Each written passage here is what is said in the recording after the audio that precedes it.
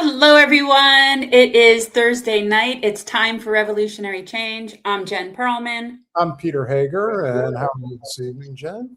How are you? I am good. Oh, I'm just watching the rich get richer and Oh, convincing the people at Davos that that's the way things are going down. That's what everybody wants. yeah. Everybody's That's what going we to be all, rich today. yeah. We all want to live in some beautiful skyscraper in the glorious new Dubai 2 of Gaza. Now, before we get into our story tonight, I think the first story of the evening, we're going to have some fun. There's plenty of stuff to cover.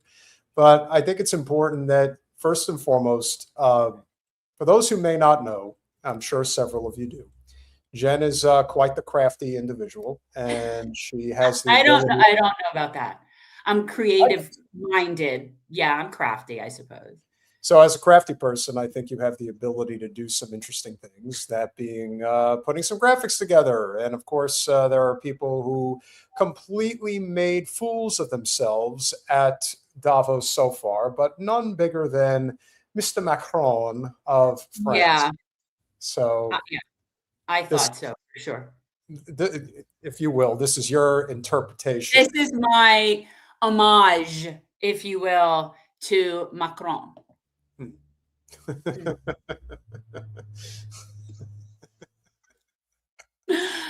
So just for people to know, both of those pictures of his face are actually from the WEF, exactly like that. Like nothing's been done to his face, like those glasses, the whole thing. That is how he gave a presentation indoors, mind you, at Davos. And I just cannot abide the aviators like that. So yeah, I had to have a little. Although I would not say that Bridget is a Kelly McGillis, if you will. No, but you see how I found it one with her hair kind of over, kind of like how Kelly McGillis's hair was hanging over. Yes. That's a good job. You did the Yeah. best. I mean, look, I know I'm not, guys, I'm really not a graphic designer. If I could, I would like have it all perfect so you don't see the seams or the edges. I'm not all that, but yeah, I just thought it was funny. And I was we were in the punch up pod, and I wish I could remember who it was. If you are the person who came up with this, but someone referred to him as Maverick. And I saw that, and then that was what inspired me to go and do the graphic. Well, it definitely worked out pretty well. So I think he did a pretty good job. And I mean, what else could we do when these rich aristocrats get together and try to convince us that nothing is wrong? But what I think is kind of the embodiment of what we have seen thus far at this monstrosity of an event is that capitalism really is failing all over the world, because I don't know who they are trying to convince is going to be interested in any of these ridiculous plans that they have. I mean, the biggest wealth hoarders in the world go to these events. That's what they're about. This is not about how do we make the world better. It's how do we convince the world that everything is still okay? How can we continue to pull the wool over people's eyes? I don't know. They're going to try, but I think they're going to fail. I just think that the average person has definitely has had enough of this, is the way that I would describe it. But they're still trying to move forward with this, what you would call Gaza Riviera. Well, what are the technical word that they're using for it? Honestly, I'm the level of their oblivion, out of touchness, hubris, I would also say, is suffocating. That they believe that will actually come to fruition, that the world is going to allow that to come to fruition in any successful way. That there will be that is not. It's not going to happen. It's just not going to happen. I don't know, obviously we weren't in the room, so I don't know how many investor takers they had on their big Gaza plan. Okay. Which, it looks like just another Dubai. They're just creating another tax haven playground for oligarchs. That's basically what it looks like. And the fact that they really believe that that could happen, it's never going to happen. It's never going to happen. And I found that there were a whole lot of takers in that room to invest. Well, the other problem that you have to remember is that pretty much anybody who has any type of real money and power at this point is pretty much all in that room. There is a limitation to how far this reach actually goes, but for some odd reason, and it'll be described by CNN, not that I really have anything nice to say about CNN, but I think the article pretty much captures it pretty effectively. 180 skyscrapers for Gaza. Yeah, skyscrapers, because that's what they want. Trump's son-in-law, Kushner, unveils master plan for enclave's reconstruction. This is so enraging to me. I'm trying to not like freak out. Like, I really don't like, because I have to take a certain amount of comfort in knowing that it's not going to happen. It's not going to happen. So why waste all this time? Well, they want it to happen, and they're going to try to get investors. Look at how much money they've made off of Trump's presidency thus far in every other capacity. This is nothing but just money for them. That's all they're doing, is using it for money. Now, this will be one of those ventures that doesn't go through. Trump's had many of them, many bankruptcies, many failures, many horrible ideas. This is basically going to be one of those. So why do they ever have any of the ideas that they have? Because they want to make money. Jim, the problem that you have to understand about the United States gross domestic product is that you're not talking about individual income. That doesn't mean that a lot of money is not being made. A lot of money is being made, but it's being just all going to the same three people. Yeah, I mean, like, what's the point if you're going to basically just have this over concentration of wealth? Plus, there's an overprinted money supply. So, to suggest that this is something where the average person is not having a problem is. It just doesn't compute. And on top of everything else, you're saying that the US GDP growth the last quarter was 4.4%. What was the actual inflation rate? What is the point of the growth if the inflation is outpacing the growth? Which clearly that's happening for most people, I would imagine. Because I don't understand how anybody, if you're not in the class of a Jared Kushner, if you will, is not feeling the pinch. And the irony, and this is another reason why CNN sucks, I can't even pull up this article without being bombarded with more coins trying to be sold. So yeah, congratulations. Another pitch for the wealthy, of course. But here's what they had to say. And this, I think, is important to remember. We have I want to say this in Trump's voice, but of course it's not. This is Kushner. We have a master plan. There is no plan B. Oh, shocking. There's only one plan. Thus spoke Kushner, unveiling his vision for post-war Gaza, you mean post-genocide Gaza, in front of an audience of the WEF at Davos. If it failed, he said, blame would be easy to ascribe. If Hamas does not demilitarize, that will be what holds back the people of Gaza from achieving their aspirations. And isn't that the perfect way to prevent any sort of having any accountability on the part of him or Witkoff or Trump or any of these goons that are doing this? But what a perfect way to have an out for when it does fail and the investors invest and you leave with the money, because you'll just say, well, it was Hamas. They didn't demilitarize, so we couldn't get it done. This is basically, and I hate to reference Seinfeld, but this is like the levels. It's not a matter of could they do it? It's a matter of will it happen? And it's not going to happen.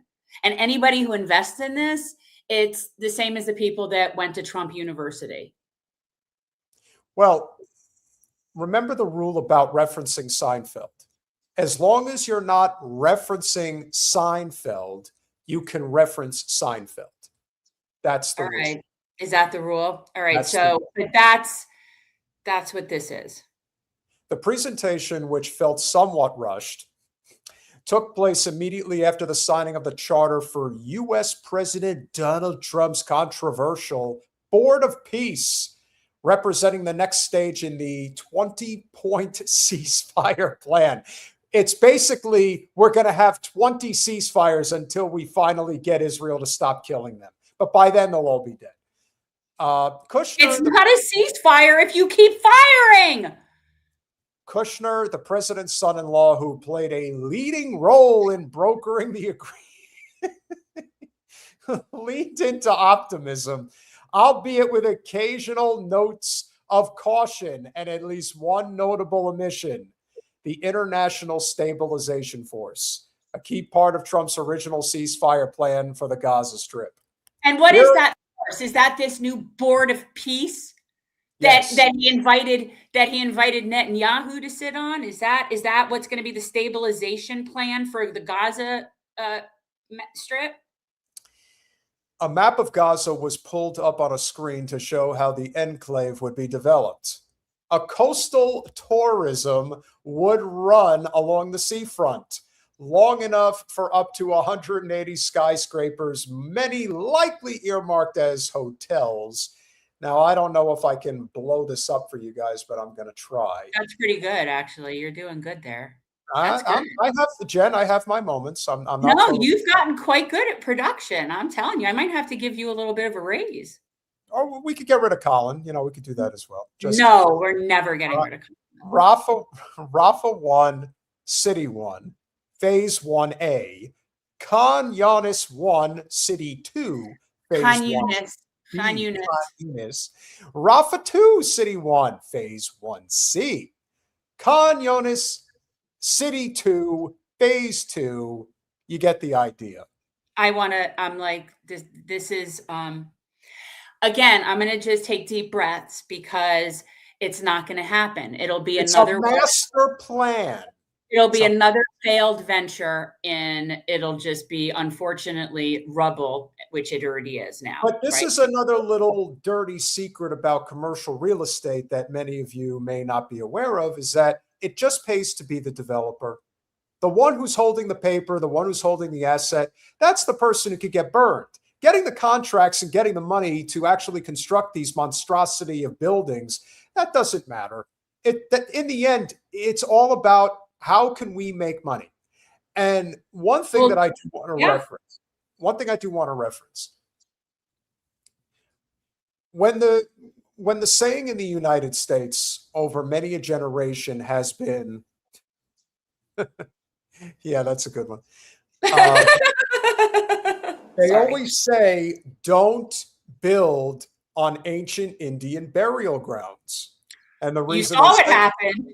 You saw the poltergeist. Well, we saw the poltergeist, but again, the point is, the mythology behind that concept is that it's unholy ground that you're building on because you killed these people in order to have your manifest destiny, your Dawn Road doctrine. So now they're bringing that Dawn Road doctrine here to the Middle East.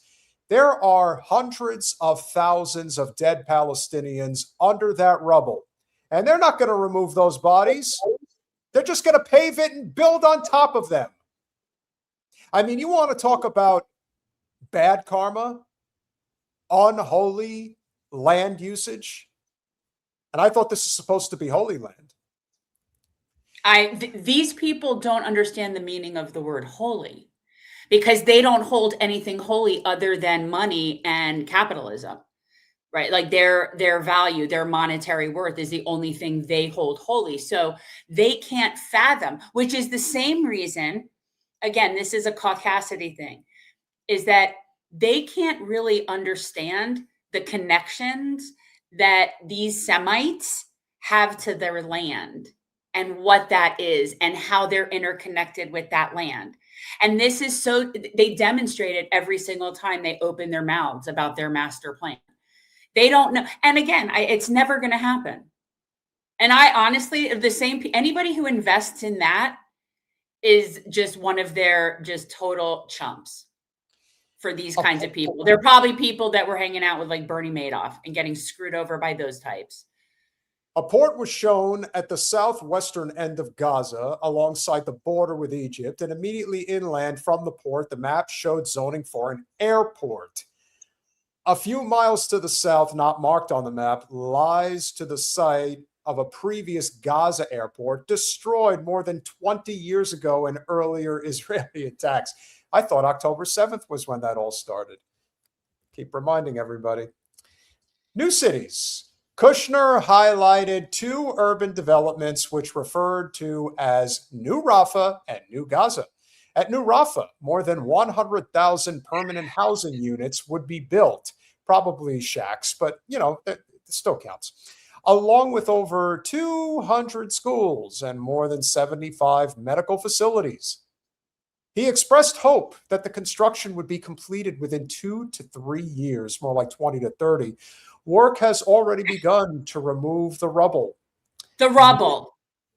The rubble, yeah. The bodies. You mean the people? We call it rubble. Inconvenience. New Gaza is to be a center of industry with the aim of achieving 100%. Again, like you said, this is Dubai. It's just they took the renditions of Dubai and now they're going to stick it and make it the Jewish Dubai is basically what they're going to do. Only, they're going to hoard all the money. I'm with Mehdi. That's exactly how I think about Jared Kushner. He needed to be shoved into a locker in middle school and not let out for a while. You could have Jared and Shapiro fight, in a death match or something like that. Maybe they'll both end up. Well, that's the thing. I don't want either of them to still be standing. Well, that's the thing. Maybe it'll be a double, a double. What's a good word? I don't say double death because they're going to flag the shit out of us. But no, don't. A double count out. New Gaza is to be the center of industry with the aim of achieving 100% full employment. Yeah, of course. Computer-generated images suggest a metropolis bearing a strong resemblance to Persian Gulf cities like Doha and Dubai, with gleaming waterside accommodations and office locations. Doesn't that just look beautiful? Yeah. So many levels. It's just, again, it's not going to happen. It's ridiculous looking. No, it's absurd. Ridiculous looking. It's absurd. Undoubtedly, the scale of the task is enormous. And the presentation was scant on details about how it would all be realized. 2 years of Israeli bombardment launched in response to Hamas, of course, because CNN just can't help itself, has left more than 80% of Gaza's buildings destroyed or damaged. Who's going to pay for it? Well, definitely not I'm sorry, but, I'm feeling very anti-Jewish right now. But we'll see what they have to say. Governments will make the first, of course it will, because we are going to pay for it, i.e. the American taxpayer will pay for it. Governments will make the first contributions, Kushner said, with initial announcements to come at a conference in Washington in the next couple of weeks. See, that's something to be indecent. And by the way, when he says governments, let's think about that for a second. Which governments? Okay, so he's talking about what? Our Arab sultans of West Asia group, the group of people that we basically have as our cohorts there? Or are you talking about, who are these countries that are going to invest in purchasing illegally, mind you, another country? Because the only countries that are going to sign up to do that are the countries that are already our bitches. So he says that we're going to be getting an influx of it. This is absurd. He also appealed to the private sector to come forward, promising amazing investment opportunities. 3xing your investment, guys, maybe 10xing. You never know. I know it's a little risky to be investing in a place like this, but we need you to come, take faith, invest in the people. Hey, Kushner, why don't you just use your own money?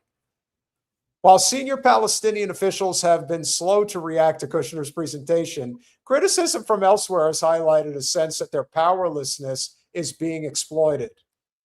Palestinians face a plan to eliminate their very presence based on domestication, subjugation, and control. Rami Abdou, the Palestinian founder of the Euro-Mediterranean Human Rights Monitor Group, posted. What about Israeli withdrawal? Currently, Israel's military is present in just over half the territory, including the city of Rafah. The original 20-point plan, which secured the ceasefire and the release of hostages in October. Oh, so this will secure the ceasefire. The actual ceasefire itself doesn't secure the ceasefire. See, the ceasefire shouldn't have to be secured because it's a ceasefire. Good point. See, I'm just saying, that's just, a media awareness, people. Look how they use this language. Including details about the creation of an international stabilization force that would facilitate Israel's complete withdrawal. Yeah, never happening. So far, third parties have been reluctant to commit to joining the force, and Israel, for its part, has objected to possible participants such as Turkey. Yeah, the peace force, my ass.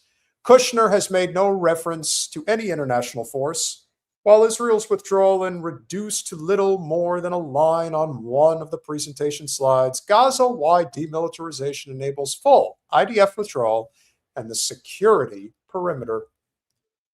And Hamas demilitarization?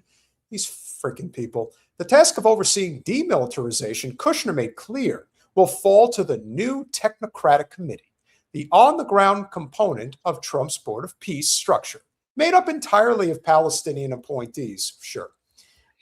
Without it happening, he said, we cannot rebuild.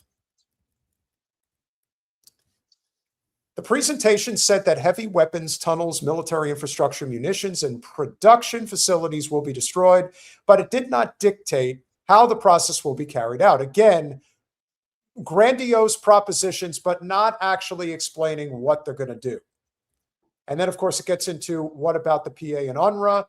Quietly, the Palestinian Authority has expressed concerns that the new technocratic committee represents a threat to its centrality in Palestinian politics. Kushner's reference to the new committee as a new government in Gaza will not have allied these concerns, though the PA did get one mention on a slide as the eventual sole civilian authority in Gaza when it comes to its reforms. By contrast, UNRWA, which provides public services to Palestinian refugees, who number well over half the population of Gaza, looks out of the running. Have we heard some of this before from Jared Kushner? Now, this, ladies and gentlemen, is the essence of the entire story. It is not the first time Trump's son-in-law has unveiled an ambitious vision for Gaza. In 2019, he hosted a summit in Bahrain. Is that how you say it? Bahrain, under the title From Peace to Prosperity, which also imagined a bustling commercial and tourist center in Gaza and the West Bank where international businesses come together and thrive. With an almost complete lack of political will across the board, those plans never got off the ground. This time, the head of Gaza's new technocratic committee, Ali Shaf, said in a video statement, it is important to turn this moment into action. To that end, he announced the opening next week of the Rafah crossing between Gaza and Egypt, signaling, he said, that the enclave is no longer closed to the future and to the world. But remember what was said. Jared Kushner has been working on this project since 2019. Almost makes you wonder if October 7th, 2023 was intentional. Yeah, makes you wonder, doesn't it? They needed a way to clear it fastly. They needed justification to be able to go in with bulldozers. They needed all of that. Of course. Oh, yeah. And yeah. that, again, the fact that they've had this plan for that long, completely. But yet the Zion-Nazis are still trying to convince us that this was totally by happenstance. They were these innocent people at a music festival. They got attacked. Right. Not the fact that the music festival was intentionally placed directly next to their concentration camp. And it was moved there. Wasn't it in another location first and then they brought it over there? I don't know. I just think it's very convenient. And we know that there was stand down orders when all of that went down. We know that it was all. Be careful with that language, Jen. In time, you could end up like Charlie Kirk for saying the same thing. All kidding aside. You mean they'll take me to Epstein's Island or wherever they are? I don't know. Yes. Well, thank you, Pamela. Like, share, and subscribe if you haven't already. Yeah, I see them trying to. Pamela, if you want to be a mod, by all means, tell us, we'll make you. We're we've got down a mod. Got a collection of mods now. We've got I know, but we're down a mod, and it's all fun and games until Saturday night, and it gets all crazy. That's okay. Well, thank you for yes. Well, a Saturday night it definitely gets it gets pretty big. But with that said, I want to be very clear that when they talk about this proposal of the Board of Peace and what they think is coming, this covers a lot of different ground. This isn't just what's been proposed at Davos. This is also what had been proposed all the way back in 2018. This clip you're about to watch is from 2018. What are we doing with Greenland? We got to do something with Greenland. Where's my advanced team? Go to Greenland. They must have some satellite needs or something that we can do there. But we're coloring the world blue. One more time. Wait, what are we doing with Greenland? We got to do something with Greenland. 2018, you say? Correct. You think these things just happen by accident, ladies and gentlemen? Well, and what people need to understand is they don't come out of nowhere. So if somebody like the Trumpists is talking about it, that means it's already a formulated plan that's been in effect for a long time. That's just how this works. That's how the Patriot Act worked. That's how 9/11 worked. It all worked. Like, things get planned far in advance. So yeah, I mean, nothing about Greenland is just, oh, all of a sudden. It just feels like that to us. I really have to wonder at this point, and you've said that the revolution will be accelerated under Trump, not just at home, but abroad as well. People wanting to do away with, not just the US dollar, but not having to answer to our jingoistic style of politic. And it's extremely volatile and dangerous. And it does seem like they're very serious about this. But you really have to wonder how much of this is being driven by Israel and how much of a hand do they have in this whole endeavor to try to take over Greenland. Honestly, I think, again, it's going to be another one of those things where he talks big, but it never happens. And you can already see that. I mean, my understanding today was that the backtracking has already occurred regarding the Greenland, takeover. And so it's not going to happen. It's not going to happen. Now, how they present it theatrically to us to save face and what that looks like as to the reason why or whatever. But he's, he's big eyes, small stomach. He says a lot of shit, but it doesn't happen. Well, I would say that would be true under the circumstances when it comes to Trump, because Trump is that person. However, if Netanyahu Milikowski, with the backing of the Zio billionaire oligarch class, is saying we want to control Greenland, then why are we to believe that is not the case, that that's not what's coming down the pike? I refuse to believe that is not the case. And I say this because we have had the privilege and the pleasure of having Zach Loft as a guest on our channel a couple of times. And as you know, he does these really spot-on descriptive videos on Instagram. And this is the one that he did the other day regarding the PayPal mafia and their interest in Greenland. Okay. Are members of the PayPal mafia in the cabinet orchestrating a purchase backed by Promonos Capital and Coinbase Ventures to have a Prospera-like city in Greenland. No, by the way, last month, we pardoned the very man, Juan Orlando Hernandez, who helped create the framework for Prospera. The framework creator pardoned. We announced we're going to Greenland. Ron's investing in Greenland. Ken Howry's confirmed to be able to be the Greenlandian communication for us, also that we can create a freedom city in Greenland. Guys, when people talk about like world order stuff, when people talk about technocracies and plutocracies and all these crazy words that, you know, the first time you heard them, you had to look up the definition of them. That's what this is. That's what.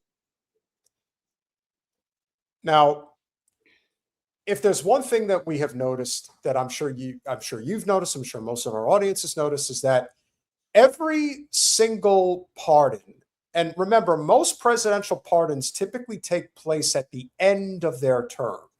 Trump has gotten himself off to one hell of a start. I'm sure he will set the record for most presidential pardons in a term. But one thing you'll notice about almost all of the pardons, including this guy that he just mentioned in the clip, everything is pay to play. Everything. No matter how much criminal activity that particular person in question has been involved in, everything is about pay to play. That's it. So if you're willing to offer X, Y, and Z, I'll give you A, B, and C. You committed this crime, that crime, no, that's okay. Pay me my money, give me what I want, and I'll totally make it worth your while. And that is the same thing that's been happening with the tariffs. It's the same thing. It's all interconnected. Again, this is a rich man's game that they are playing. And in so many respects, it's just a reflection of the doom cycle that is what capitalism has basically come down to for just about everybody, which is, where else can we go and exploit to garner more riches? I could get military defense necessities in Greenland. Are you kidding? I don't, and again, when we talked about this, I don't think it's so much that what we're going to try to do with those minerals and those assets, and that we're not doing anything with it. Same with Venezuela. We're not even capable of processing the fuel in Venezuela. And it'll probably be the same with a lot of the stuff that we're looking at in Greenland. I think it's really predominantly to prevent China from getting it, because we don't know what really to do with a lot of it. We don't make things or process things. We really don't. So we just want to prevent them from having it. And if we own it, then we can make sure that they can't just have normal trade relations with it. If it's owned by Denmark, then they're going to have normal trade relations, because most people in the world have normal trade relations with each other. So we don't want that. We don't want China to have access to this. That's what I think it is. It's more not about what we want, but what we don't want them to have. Correct. What we're looking at. And we want to bring this very thing to, and this is the big point, to America. So we're pivoting to Greenland. And Greenland is one place all the billionaires are excited about. They're investing in the tech, they're investing in the mining, they're investing in everything that has to do with the Freedom City, because they want this 1% business tax, no FDI regulation, crypto first, no national law, no red tape, make death optional type vibe. And in the end, isn't that what it's always been about? Yeah. We are being ruled by royals, by oligarchs, by people that think that, well, frankly, that they don't have to pay anything and we have to pay everything. So at some point, like I said, you have to decide, how much are you willing to put up with? How much are you willing to accept before you say enough is enough? If you can't see the scam with Greenland, then I don't know how you can see any scam, because they're all the same. If there is a silver lining to Trump, a real silver lining, he lays the cards all out on the table. You know exactly where he's coming from. You know exactly what he's going to do, and he does it. I would rather know up front what we're getting ourselves into than to have to second guess. With Trump, there is no second guessing. The only problem is that no one's trying to stop him for a multitude of reasons, not the least of which is that a lot of it is economic and political in so many ways. And that's the real tragedy. With that being said, Jen, We have a special guest this evening, don't we? We do have a special guest. So, over the past, how long have we been watching the Holocaust? 2 years, several months now. And we talk about it all the time. Yeah.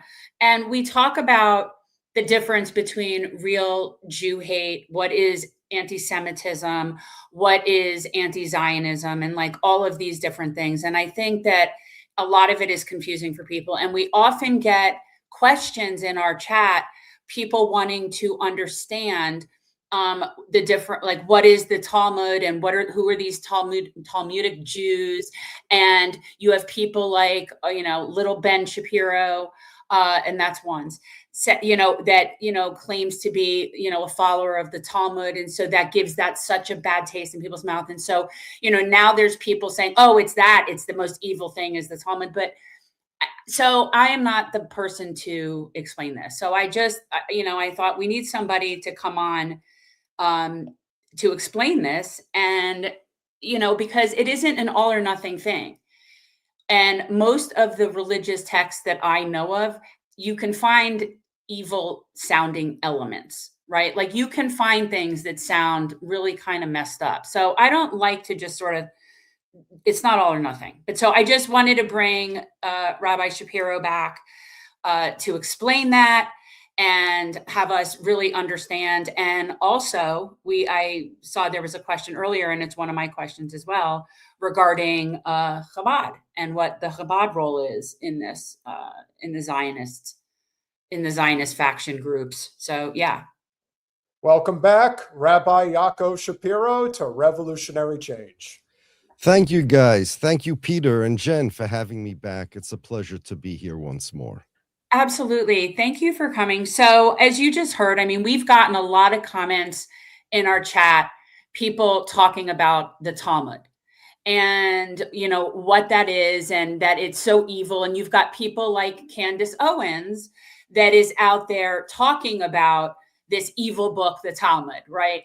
And I want people to understand what's what, the difference between, what is the Torah, what are Jews that, I just thought you would be the best person to explain this, like, Talmud 101. Okay. I'd be glad to help. What I do all day is I study the Torah. That's what I spend my day. Prayers, studying, and eating and sleeping. But that's what I do all day, and that's what I've spent my life dedicated to. So there are a few things here that are being conflated. First, the reason why people are reacting like this to the Talmud is because of what's going on in Israel. So they're somehow trying to attribute what Israel is doing to what it says in the Talmud. And they're saying, well, the Zionists are following the Talmud, and that explains why they're doing what they're doing, right? So before we get to the Talmud itself, I must say that that's literally one of the most inverted possible things a person can say, because the Zionists specifically created their ideology to run away from the Talmud. You will not find Benjamin Netanyahu or one of the Zionists quoting the Talmud in defense of what they do. I would doubt that Netanyahu can even read the Talmud. The Talmud is written in a language called Aramaic, which is a Semitic language very similar to Hebrew and similar to Arabic. But it's not the same as Hebrew. And I've had Israelis, non-religious Israelis, I inadvertently showed them something in the Talmud for them to see. They couldn't even understand it. It's a different language. In the Israeli public schools, they removed the Talmud from the curriculum. The Mamlachti schools, that's what they call the Israeli public schools, where Netanyahu went. He did not go to any religious Jewish schools. Netanyahu is completely not religious, not observant. He is as secular as you could get, even more so. He they do not study the Talmud. They study the Bible. So what is the Talmud, though? Okay. Like that's, yeah. Okay. So in the Bible itself, as you mentioned, Jen, like all books, is subject to a tremendous degree of interpretation. The Christians tell me that Jesus is in my Bible. The Muslims tell me that Muhammad is in my Bible. The Zionists tell me that Zionism is in my Bible. I have a different interpretation than all three of the above, and that's why I'm not a Muslim, that's why I'm not a Christian, and that's why I'm not a Zionist. But here's the question. Moses was up there at Mount Sinai for 40 days and 40 nights, studying with God, receiving this Torah. The ambiguities in the Torah, and I'll mention 2 or 3 of them just in a moment. Don't you think that God explains to Moses what they mean? I mean, I'll give you an example. Exodus 23, Deuteronomy 16. It says that the Jews should make a holiday. It's the holiday that we call Passover. As it says in Hebrew, Chodesh HaAviv, the spring month, because it was the spring month that the Jews left Egypt. Here's the problem. The Jewish calendar, the calendar that the Bible follows, is what we call the lunar calendar. It follows 12 lunar cycles of the moon. It loses approximately 11 days every year against the solar year, which means that there are 354 approximately days in the Jewish lunar calendar and 365 approximate days in the solar calendar, which means that in X amount of years, Passover will no longer come out in the spring because it loses 11 days, which is why the Muslims have Ramadan a different time every year, because the different season every year, right? So the Jews have a leap year. Once every X amount of years, we have an extra month to even out the holidays. And that came from God explaining to Moses how it makes sense that Passover should be celebrated in the spring. Otherwise, it makes no sense. Okay? We have Leviticus 23. It says on a certain holiday, we call it Sukkot, you should take for yourself the fruit of a beautiful tree or a beautiful fruit of a tree. It doesn't explain what fruit. Don't you think Moses asked God, what does this mean? And he told him an esrog, the citron. That's why Jews, without any disagreement at all, throughout history, all Jews have taken only a citron in order to fulfill that verse. Or now check out this one. Okay, I have it over here.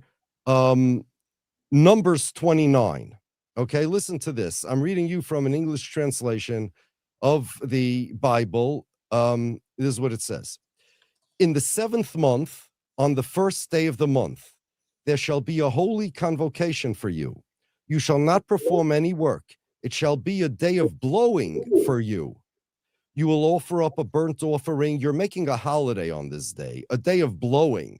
You're making a holiday. You're not doing work. You're offering various different sacrifices, as is listed in the next 3 verses. But it doesn't say what this holiday celebrates.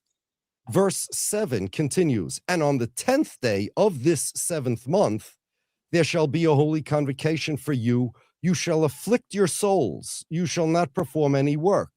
It doesn't say how to afflict your souls, and it doesn't say what this day is about. You shall offer up a burnt offering to the Lord, and a meal offering, etc., etc. Now, there are 2 holidays listed over here. One of them is a day of blowing. It doesn't say what it celebrates. The 10th day of that same month is a day where you must afflict yourselves. It doesn't say how to afflict yourselves. What is going on over here? This, without any explication, is unintelligible babble. It doesn't say anything. We know because we have an oral law from God.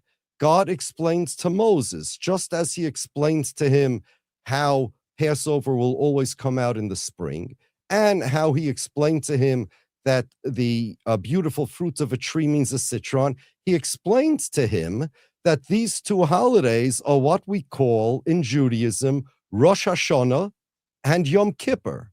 Rosh Hashanah is the day of blowing, where we blow the shofar.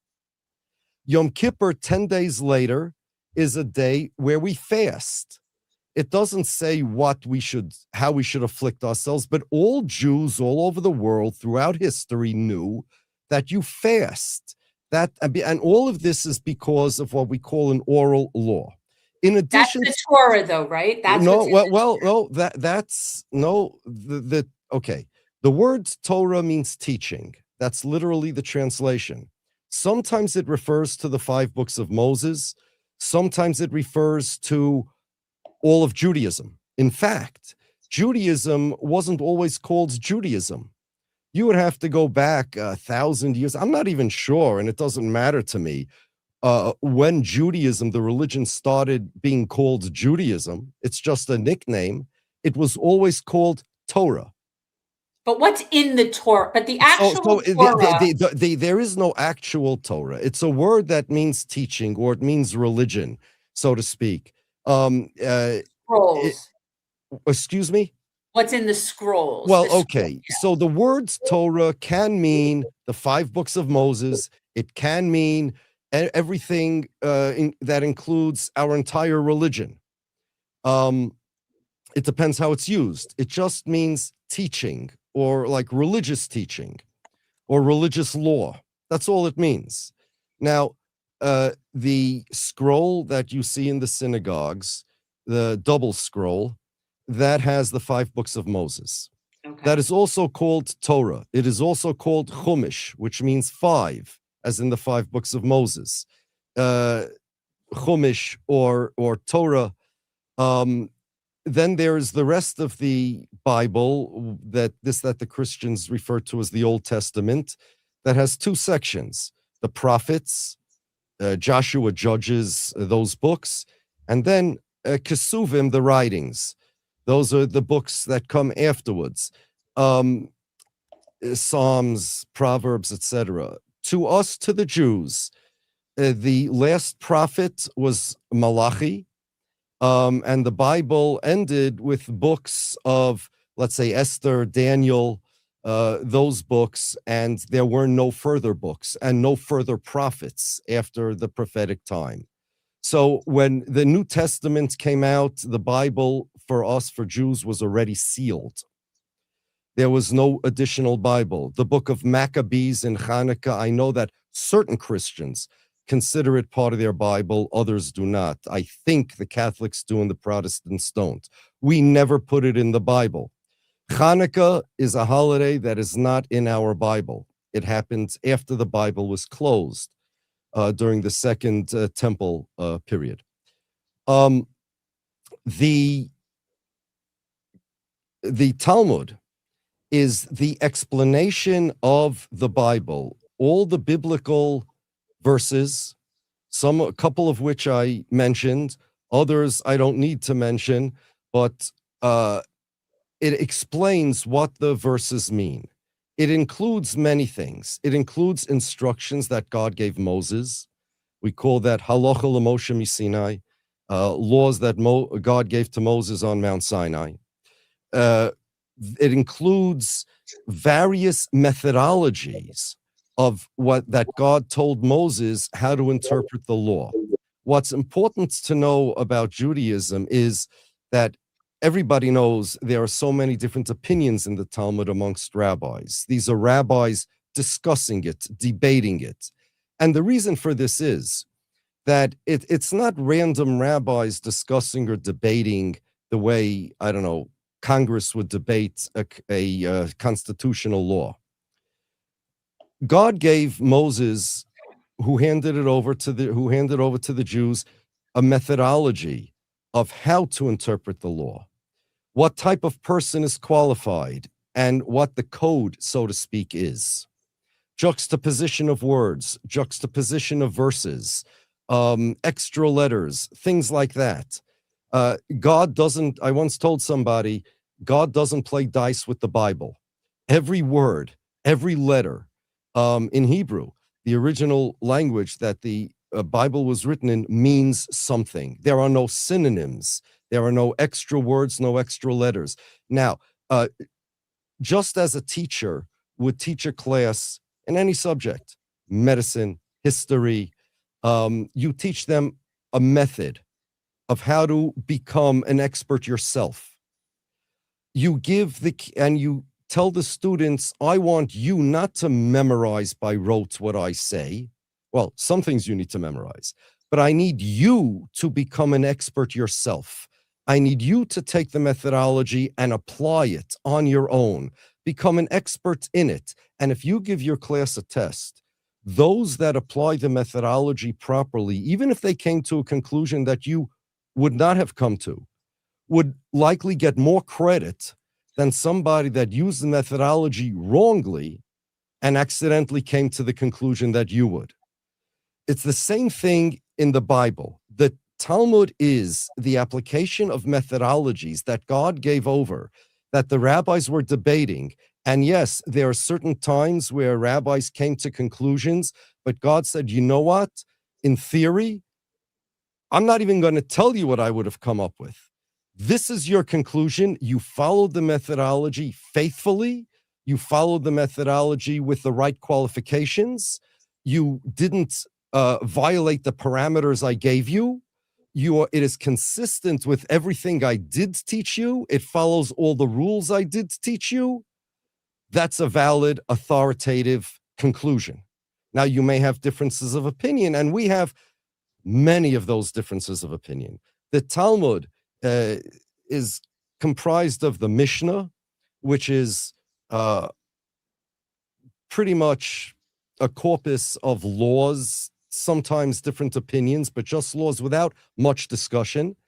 Then there is the Gemara, which the Babylonian Talmud has about 7 generations worth of sages in the great academies, mostly in Babylon, along the banks of the Tigris and Euphrates rivers. The great academies were. Then there's a Jerusalem Talmud that took place in the academies in the Holy Land. And it is considered authoritative in Judaism because one of the theological principles of Judaism is, just as we don't have Moses anymore, the spiritual experiences that they had in the Bible are no longer accessible to us. People can't split the Red Sea. People can't bring manna down from heavens.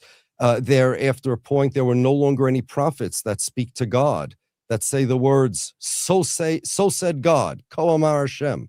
So too, Talmudic sages, who also had divine inspiration because they were so holy and so close to God, we don't have them anymore.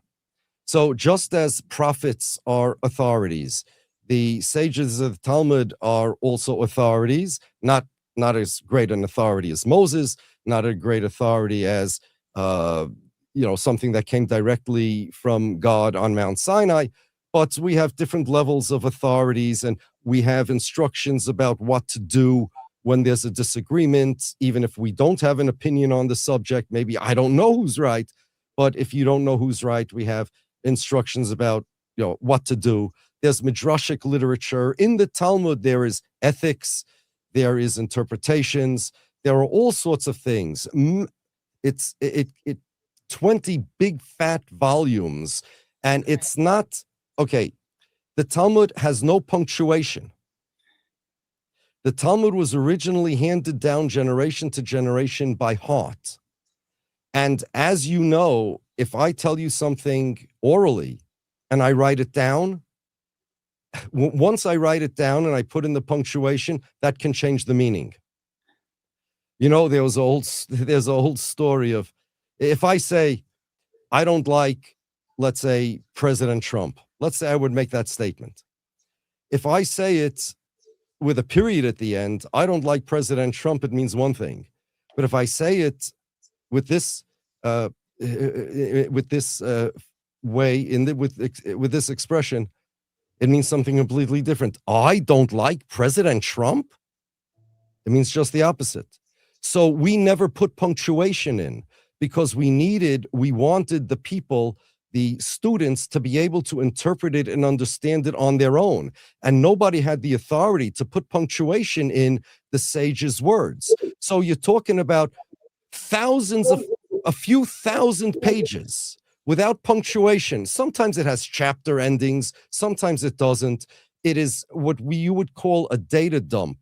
And I don't mean that disrespectful at all. A data dump is a technology word, right? It means without index, it's not indexed, it's not organized in a way, and it has commentary upon commentary upon commentary. If you spend not enough time on it, if you do one folio a day, folio means 2 pages. We name each like page, side A and side B. That's how it works. It'll take you over 7 years to finish the entire Talmud, and you will not know it nearly as well as you should. Well, let me ask you this. Why do you think there are so many negative clauses being pointed out? I mean, and then okay, let's start with this. How to explain somebody like Ben Shapiro, that's twice, okay, who follows the Talmud and is like this huge Israel supporter? Okay, so first, the Talmud has been attacked for almost 1,000 years, primarily by Christians. Remember, in Europe, for many centuries, besides Christians, the only other critical mass of religious people were Jews.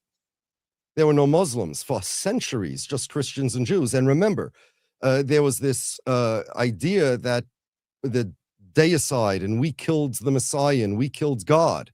Now, if you want to attack the Jewish religion, what are you going to attack? The Bible? Well, the Christians believe in the Bible. What makes Judaism is the Talmud, the oral law, the interpretations of the Bible. That's the part of Judaism that separates our religion from all the other religions that believe in the Bible. So to attack Jews, you had to attack the Bible. And when you say Ben Shapiro follows the Talmud, what makes anybody think that Ben Shapiro's, the criticisms you have of Ben Shapiro has to do with him following the Talmud? The Talmud is not another Bible. I mean, I really don't even understand. I do understand the question, but I want to demonstrate how absurd it is. Ben Shapiro follows Zionism. Ben Shapiro follows right-wing conservatism. Ben Shapiro follows the Old Testament. Ben Shapiro follows Ben Shapiro's own ideas. Ben Shapiro follows many things. Why attribute whatever you don't like about Ben Shapiro to the Talmud? Why? Did Ben Shapiro say, go ahead. I'll field that, because from my observation as an outsider looking in, there is no question that because of the fact that so many of the anti-Zionist and anti-Israel Jews' voices are drowned out, and the pro-Israel, pro-genocide voices are accentuated in many respects, it creates that underlying what's under the surface that's lying there, which is anti-Jewish hatred. And I have been quick to point out in many instances where you have several commentators, content creators, if you will, that are making this a Jew problem and not a Israel Zionist problem, which is what it is, which is what it's always been. You're correct. You're describing the motive. I'm asking about the logic. How does it make sense to somebody? Much like people that don't take religious seriously, there is no logic. It's not supposed to be. It's very emotion driven, and I think a lot of that has to do with the fact that people want to be able to do something about what's going on, and then they see somebody like Jared Kushner making a presentation at Davos saying, "Oh yeah, we're now going to completely redevelop the Gaza Strip." It doesn't compute with the average person. And then naturally the inclination is just to say, well, this is a Jew problem, so let's just deal with them. Okay. And now that you say it's a Jew problem because what makes Jews Jew is that Jews are the Talmud, now you attack the Talmud. There are two things I want to say. I want to say a little about Zionism and the Talmud, topic number one. And I want to say something about the Talmud, topic number two. The Talmud, first of all, needs not to be read. Reading it is not enough. It needs not even to be studied. That's also not enough. It needs to be deciphered. every student of the Talmud knows that, like any data dump, especially the way the Talmud was designed with hundreds, thousands of commentaries. I literally downstairs in my study, thousands, not exaggerating, thousands of books of commentaries on the Bible and Talmud, thousands. And I don't have an exceptionally large library for a rabbi. It's not bad, but not exceptionally large for a rabbi. So I'll give you an example. These, first of all, okay, there's a history of this. There are many Christian, anti-Jewish clergymen who did this. They wrote books and pamphlets starting the 1200s. They forced Nachmanides, a sage in those days, to have a debate about the Talmud. They decreed burning cartloads of the Talmud, and the Talmud had to be defended against these type of things. There were court cases where authors of these pamphlets were exposed as not even knowing the difference between the name of a book versus the name of a rabbi. This is all ignorant stuff being taken out of context. Not out of context. Some of it is lies. I mean, I'll give you an example. Let's deal first of all with some of this stuff. First, let me tell you the right way to study the Talmud. Some of these things that are quoted from the Talmud, they're just fake. So I have over here, I made a little collection of some of them. I have over here, I'm looking at it now, a screenshot of some of these Talmud quotes. One of them is from a book, Libra David 37. Now, there's no such book. Libra David is Latin. It's quoted all over online. To communicate anything to a goy about our religious relations would be equal to the killing of all Jews, for if the goyim knew what we teach about them, they would kill us openly. There is no such book. It does not exist. Okay? That's a common quote. They're always like, they want to kill all the goyim. Nobody wants to kill goyim. It is prohibited according to the Torah to kill goyim. It is prohibited. But hold on. We're not done. Then there's a quotation from a book, God Shas. A Jew may violate but not marry a non-Jewish girl. There is no such book. It doesn't exist. The word God Shas doesn't even mean anything. God was a son of Jacob, one of the tribes, and Shas is a acronym that has nothing to do with, there's no such book. The words don't even make sense. And the quotations are all lies. So number one, no one's allowed to, you're not allowed to kill goyim. You can't kill anybody. It's stupid that I even have to mention this. As far as the quotes are concerned, there's a mixture of out of context, open lies, things that I just told you literally made ex nihilo. But I'll give you an example of what the Talmud is and what it's not. When the Talmud discusses certain legal aspects of Jewish law, okay, it very often discusses, in general, this is the rule, it discusses the elements of offense of a certain crime. So there are 613 major commandments that Jews have to follow, okay?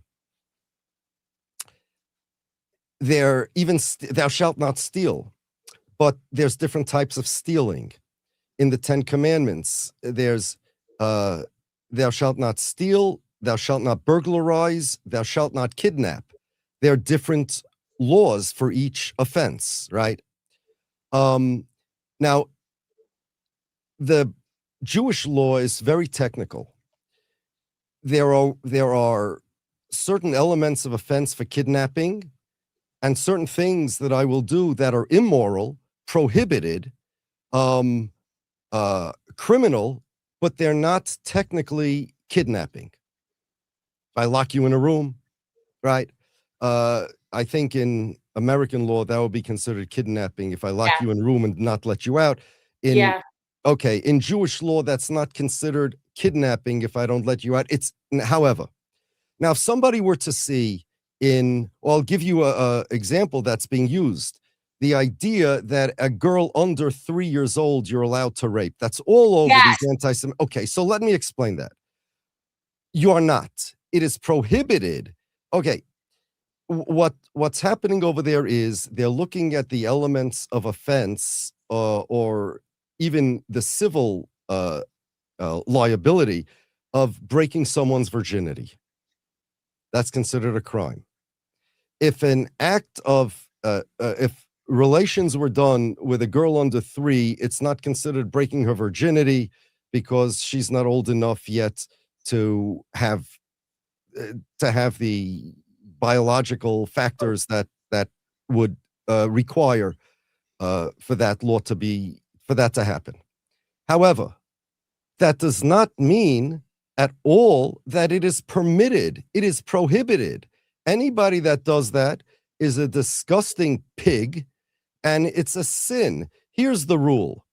There's what they're not telling you is that according to Judaism, besides the technical laws that we have on the books, any immoral act is considered an abomination, especially when it comes to sexual crimes, is considered an abomination, is considered immoral, and is considered a crime. For example, let's go back to the Bible, okay? In Deuteronomy, it says that when the Jews were going into the Holy Land, it says that you should not commit the sins that the Canaanim, the residents of the land, committed before you. If you do, you will be kicked out the way they were kicked out. And it lists a whole bunch of sexual crimes that they committed, incest, things like that. Here's the problem that all the commentators ask.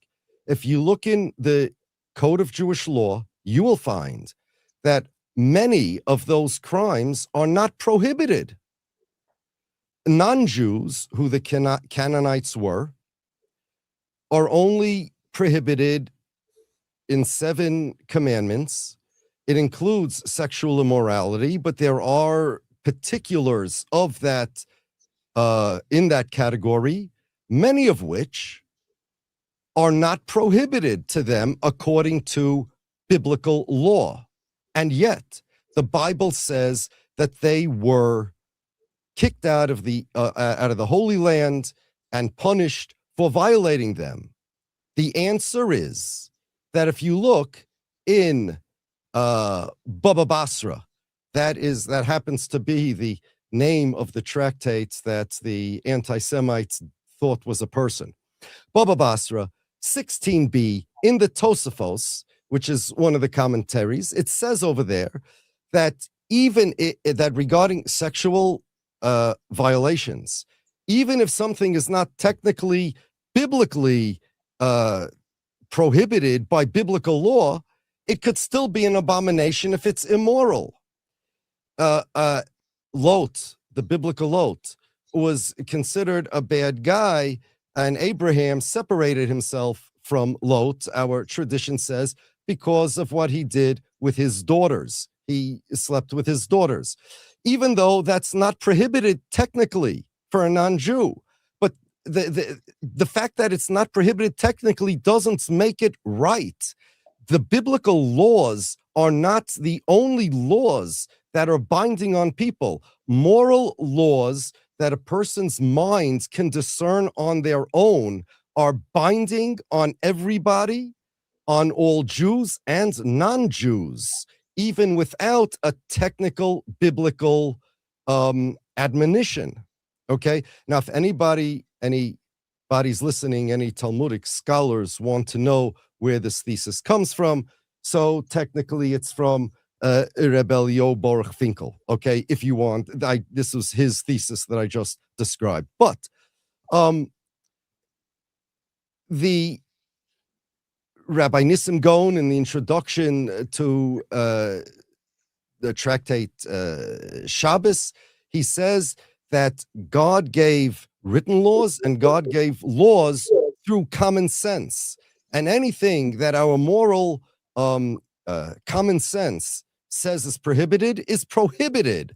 The idea that, okay, well, a girl less than 3 years old relations with the girl doesn't come under this particular prohibition. Yes, it doesn't come under the prohibition of breaking the Sabbath also, or eating pork. That doesn't mean it's okay. It's speaking about a particular thing. That's first. So the entire, I mean, I just gave, it's not my thesis. It comes from a very scholarly rabbi, an advanced thesis in how to understand Talmudic law. If there are other things like that too. You're not allowed to kill anybody. You're not allowed to, and also regarding punishments, they'll tell you, well, there's no punishment if you do such a sin. According to biblical law, sometimes the Beth Din, the Jewish court, is obligated to punish somebody. Certain sins, people get lashes. Certain sins, people get other punishments. And sometimes, for even greater sins, you don't get any punishment. Not because the sin is not more severe, but because the punishment prescribed in the Bible is not enough for that sin. So if the Bible doesn't prescribe a punishment for a sin, it sometimes, not always, means that God will punish the person even worse than the punishment that is prescribed by the Jewish court for a lesser sin. Rabbi, Meaning, no, finish your thought, but I had something I want to interject. okay, meaning that don't give me this nonsense that, okay, it says this is okay, or that's okay, or this doesn't have a punishment, or that doesn't have a punishment. It's all originally bad faith. Literally, it was bad faith, anti-Jewish, anti-Judaism writings and pamphlets by people who believe that the Jews killed God and killed Christ, and it's a satanic religion, and they wanted to try to portray it that way. Now, when Israel is doing this, the second thing I want to say is that the Zionists hate the Talmud.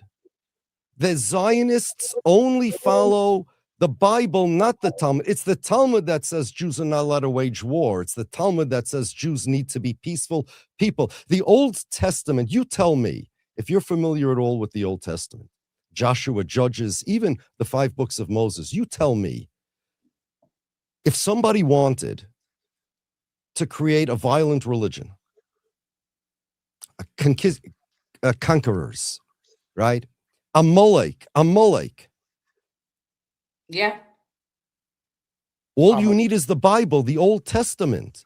Did you ever hear Benjamin Netanyahu quoting a Talmudic verse that says, go conquer the land? Amalek, this is biblical. And I want to read you some things. We need to understand this, that what the Zionists did was they removed the Talmud.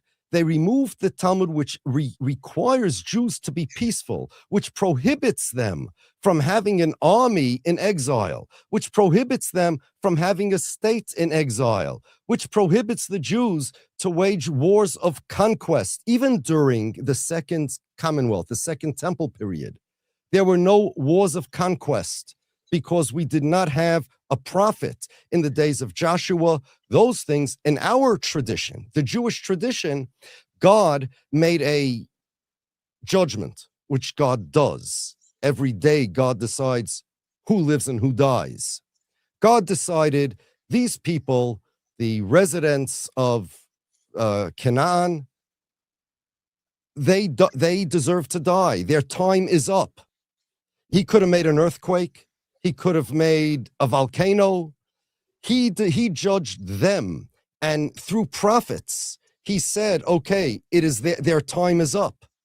But absent such prophecy coming directly from God, we are not allowed to go around killing people. You can't do that. And if you're going to say, well, come on, Rabbi, if Joshua conquered the land, this prophecy, that's just a technicality. No, without you cannot give me half of my religion and then say that that is what my religion says.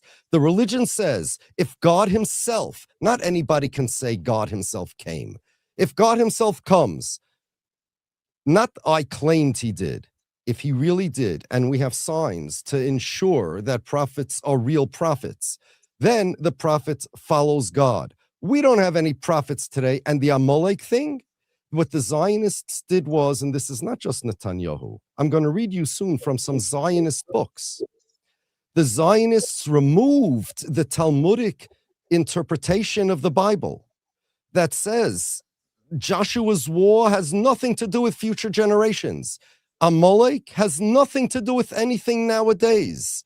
Amalek are demons in human form, you could describe it. If I were doing the cinematography on a video about Amalek, so I would have, there's like this scene where, I don't know, a guy sticks his sword in the enemy and then smoke comes out of this guy's dead body and he's revealed to be a demon, not a human being. You know how that works?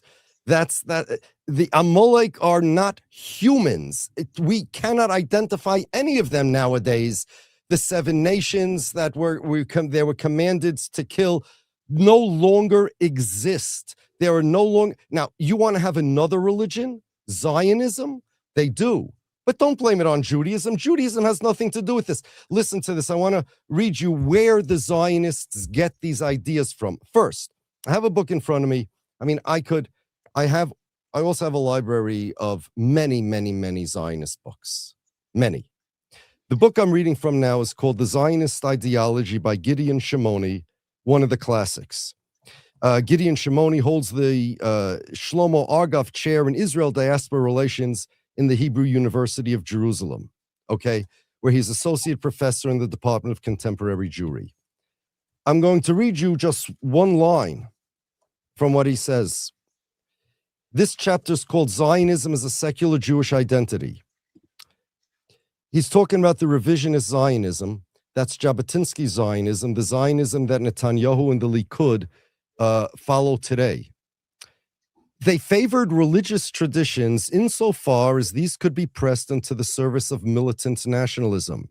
They stridently extolled whatever strains of national assertiveness they could select out of the religion in Jewish history and contemptuously rejected whatever smacked of abstract spirituality and political passivity.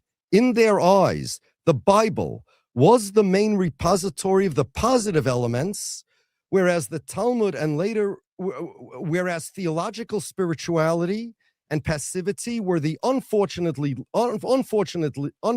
legacy of the Talmud and later rabbinical literature. The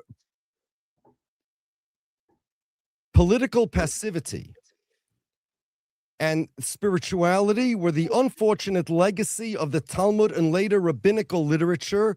They eliminated that out of their ideology and took only the Bible. I have a book here, another one, if you want to know where the Amalek thing started. It's called Dear Palestine, written by a guy, Shai Hazkani.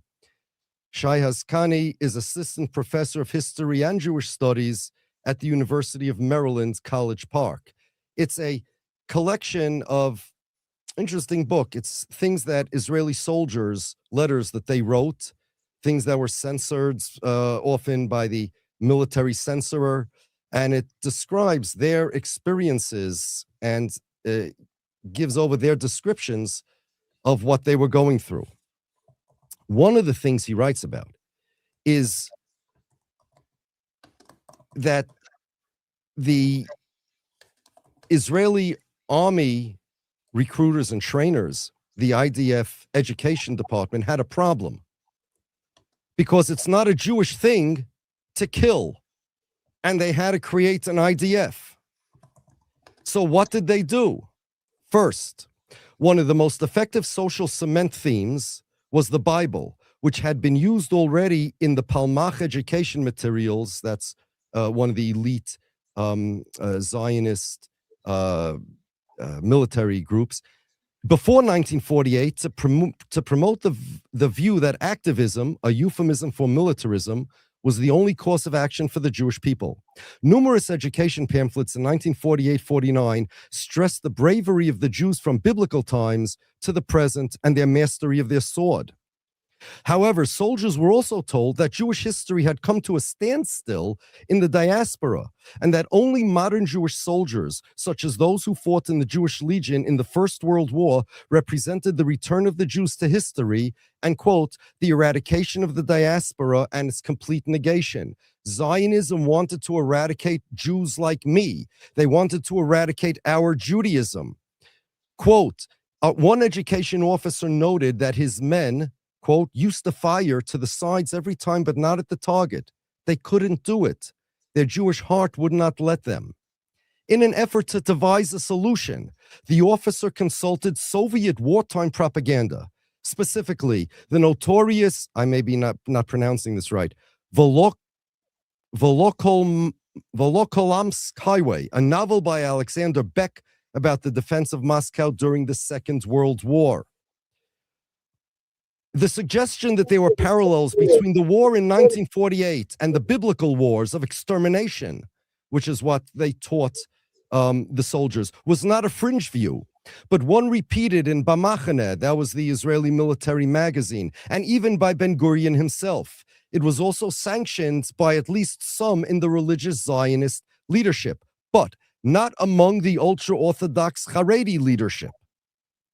Due to the very special status according to biblical law, the Zionist rabbi, meaning the Zionist rabbi, reassured the soldiers that miracles from heaven will occur to us. They started this Amalek business in the 40s and 50s. Bringing in the story of the Nazis as Amalek in this context was meant to encourage the soldiers to fight. Quote, this is what one of the pamphlets said. We need to remember them, the Holocaust victims, throughout this day. Their memory is blessed, but we must no longer cry. Our tears have dried out. From now on, we will grind our teeth and carry in our heart the holy commandment. Remember what the Amalekites did to you. We shall remember that Jerusalem may not be under siege and distress because, quote, that causes the destruction of the temple to prolong. Quote, the decision to include biblical traditions in educational materials is especially remarkable because the Jewish religious law had tended to suppress them for centuries.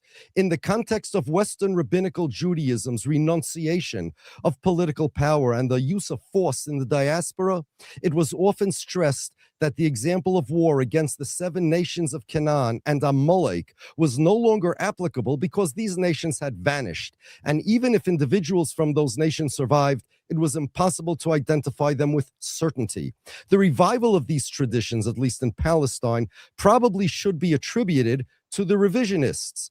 Poet Uri Tzvi Greenberg, born 1896, saw the biblical story of the annihilation of the Amalekites as a roadmap to the Zionist struggle against the Arabs. He argued that against those in the Yishuv, that means the religious Jewish community in Israel, who said that Jewish morality prohibited vengeance and cruelty against the enemy. Although scholars have downplayed the influence of the revisionist ideology on the political leadership of the Yishuv, and especially on labor Zionism, at least in educational materials, the influence was very significant. Rabbi, yes. Rabbi, I know we can go on all night with this, but I want to get to something that is very important to a lot of people. This is the big issue here that I think is the dividing line for so many, and that is the issue of usury. And this is something that when it comes to the Christian faith in particular, it is considered a red line, like do not pass go. And so what is the essence of usury? Why is that? It's basically like stapled, to Jewish culture, particularly that of, obviously the Rothschilds come to mind, but what is the essence of usury and why is that considered? Obviously it's considered very negative for the connotations that's related to it. But what more or less the evolution of it, how it came to be, and why that's such a dividing issue for so many people today. Well, first, let's start with the last question. Why is it such a dividing issue? I'm very curious. Do you have a mortgage on your house? You pay Sure. interest, don't you? Yeah. Is that Sure. usury?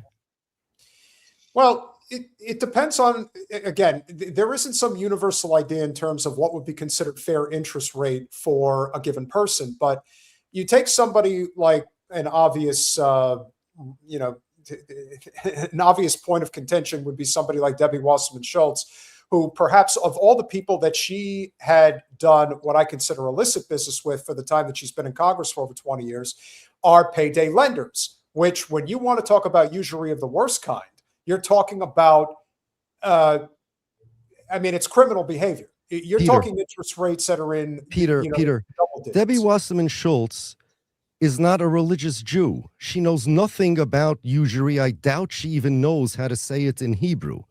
There are a couple of different words.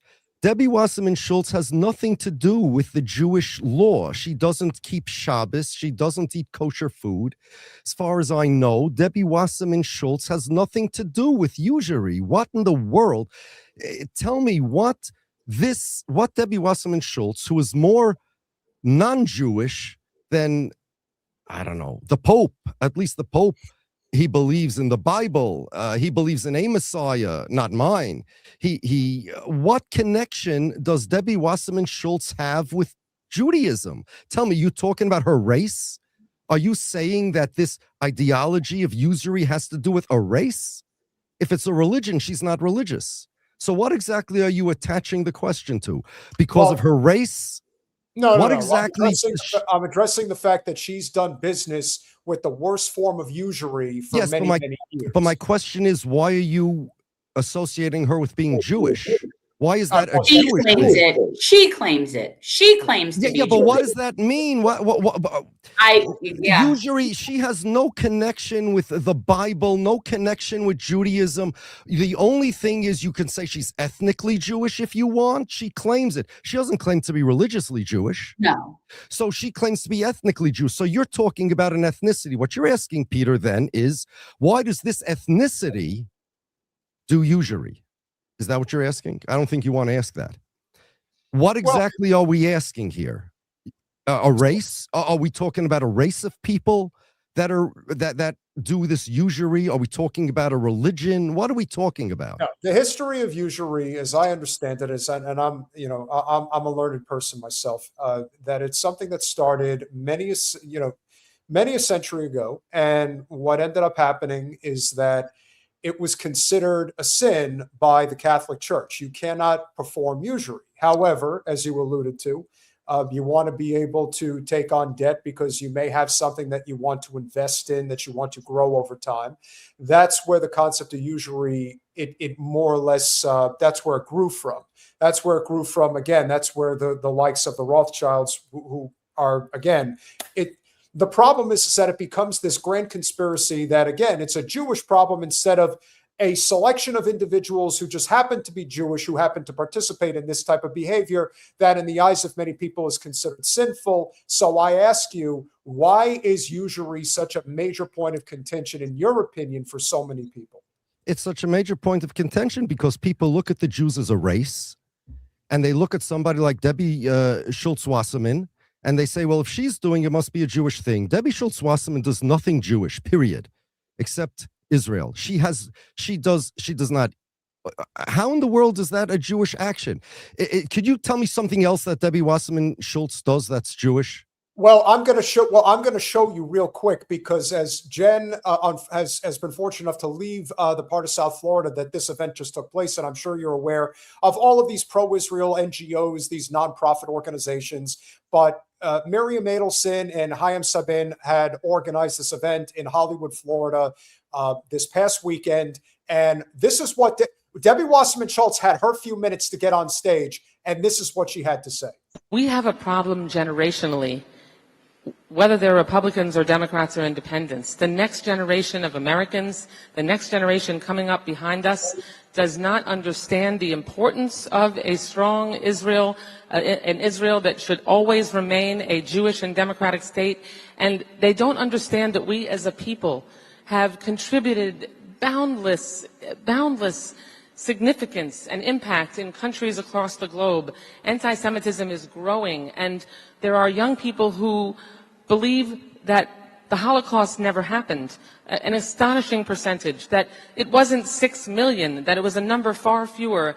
We have to make sure that we are creating educational opportunities and bringing young people together across the divide, cultures and religion, to make sure that we don't have a generation, as we lose our Holocaust-era survivors, that we don't have a generation that believes that there is something wrong with the Jewish people and who fosters instead of fights anti-Semitism. That's Yeah, unfortunately, she is the person who's causing as much anti-Semitism as anybody in the world today. Forget the I United think we've States. heard Okay, enough of her. okay.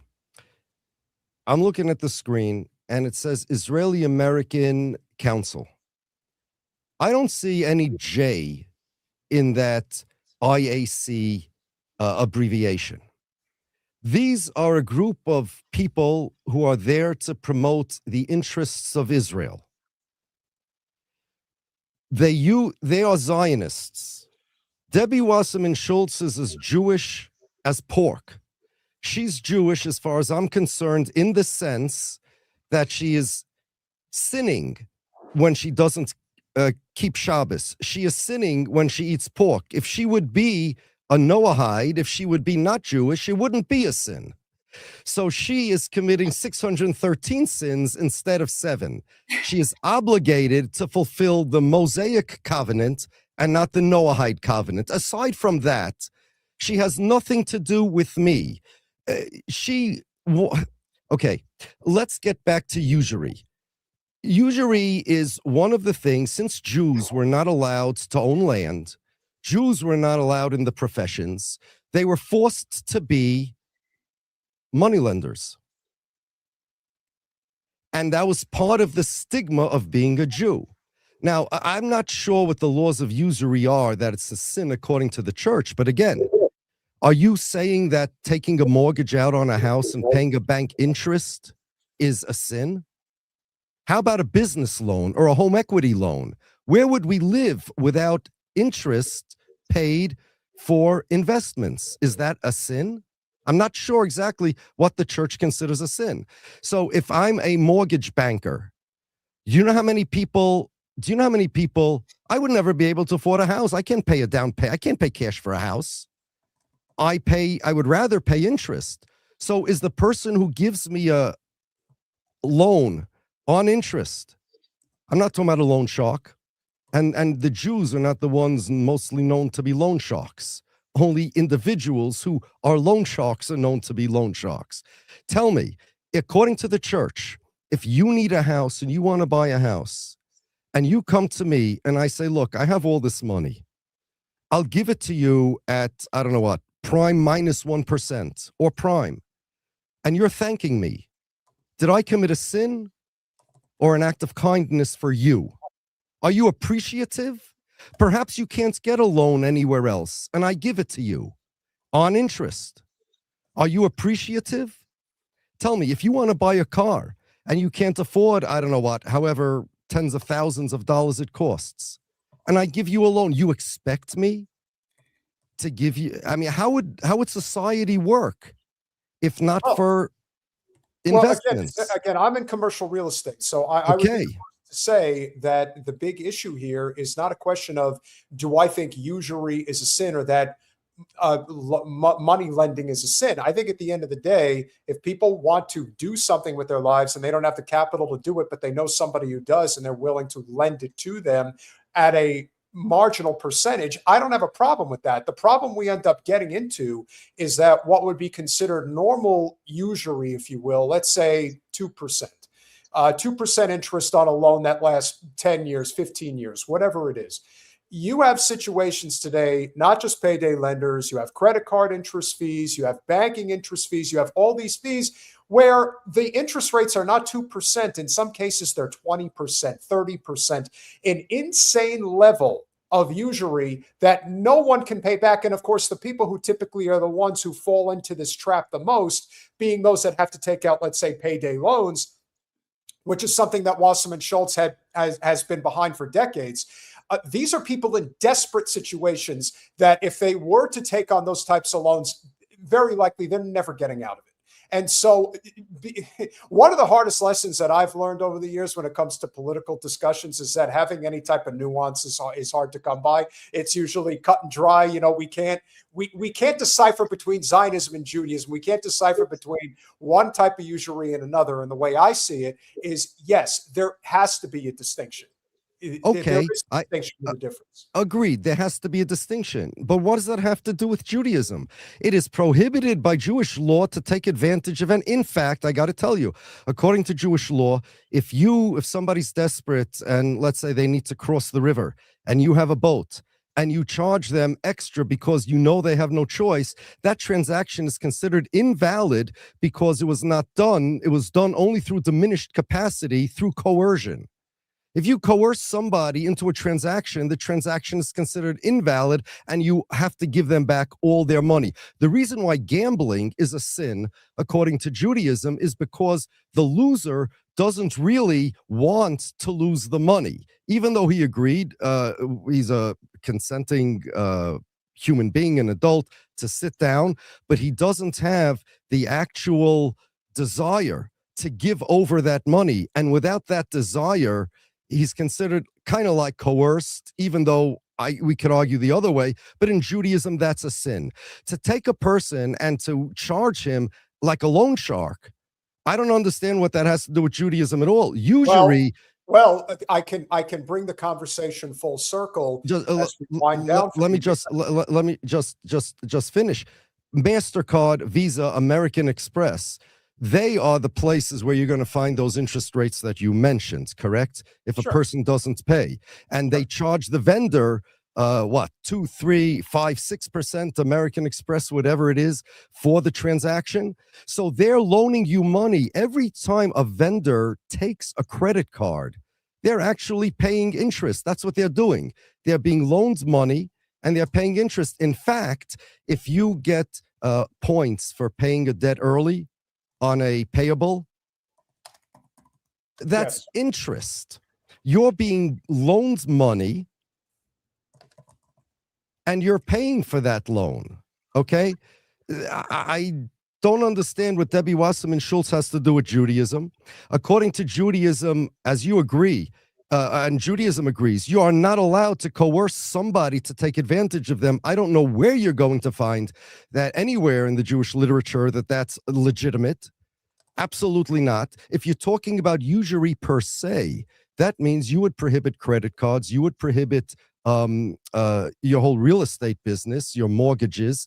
And I agree that if now there are ways to do it. The difference between a loan and interest versus an investment, according to Judaism, is the investment means you're taking responsibility as well for the loss.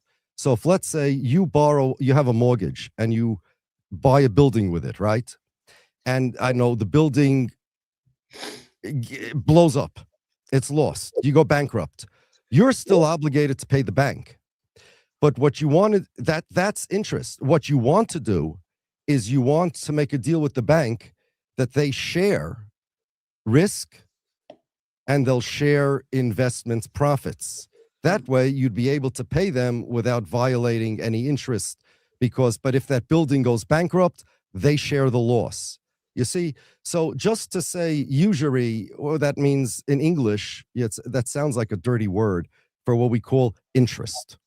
I think people are just wanting to know, like, that they're saying that it's just not prohibited versus Jesus prohibiting usury. And so I again, think if Jesus wants to prohibit usury, let him. But does that mean mortgages are prohibited? Does that mean home equity loans are prohibited? Does that mean credit cards are prohibited? It still comes back to the same problem, which is there's a difference between it. We do not live. Our society has evolved to the point in which morality basically ceases to exist in so many ways. So if you are a lender and you do not have a moral compass when it comes to understanding the ways of the world and bear markets, bull markets, or stable markets, it really it becomes this moral choice, which you can say is part and parcel for what the Abrahamic religions are supposed to be about anyway. And I would agree with that in principle, but that's not the world that we live in. We live in a world where sin has become so much more accepted as just the cost of doing business, if you will. And so I can understand the concern where, usury is a sticking point for a lot of people. I can at least understand. So again, if you're coercing somebody to pay what he cannot afford, it doesn't matter if it's a loan or a transaction. That's immoral and that's wrong. But I tell you, from my perspective, I mean, morals are designed to help people. Something immoral is someone that hurts people. I'm sitting in my house. I could not afford to buy this house without a loan. And I cannot expect somebody to take several $100,000s, which he could invest and make money for himself, and give it to me for 10, 20, 30 years interest-free. I don't think the society would survive like that. And I thank him for approving my loan. I thank him. Are you saying that that's immoral? He did something immoral to me. He enabled me. I worked. No, I'm retired now. I work. I get a salary. I take X amount of that salary every month. I pay a mortgage, home equity loan, or a car payments. Without that, our quality of life would be a lot less. Are you telling me that I am responsible to say, well, if Christianity doesn't like that, I now am answerable for it? I don't think so. I agree. And I think at the end of the day, what we've come to is this realization of just how dangerous and devastating the state of Israel has been for the Jewish people. And that, more than anything else, has made them unsafe. And because of the actions of the state of Israel, it's a Jew problem has become universal for many people, even though deep down they know that's not the case. But they're willing to accept that as a sacrifice to do away with Israel. And that's what the Zionists, that's what they're counting on.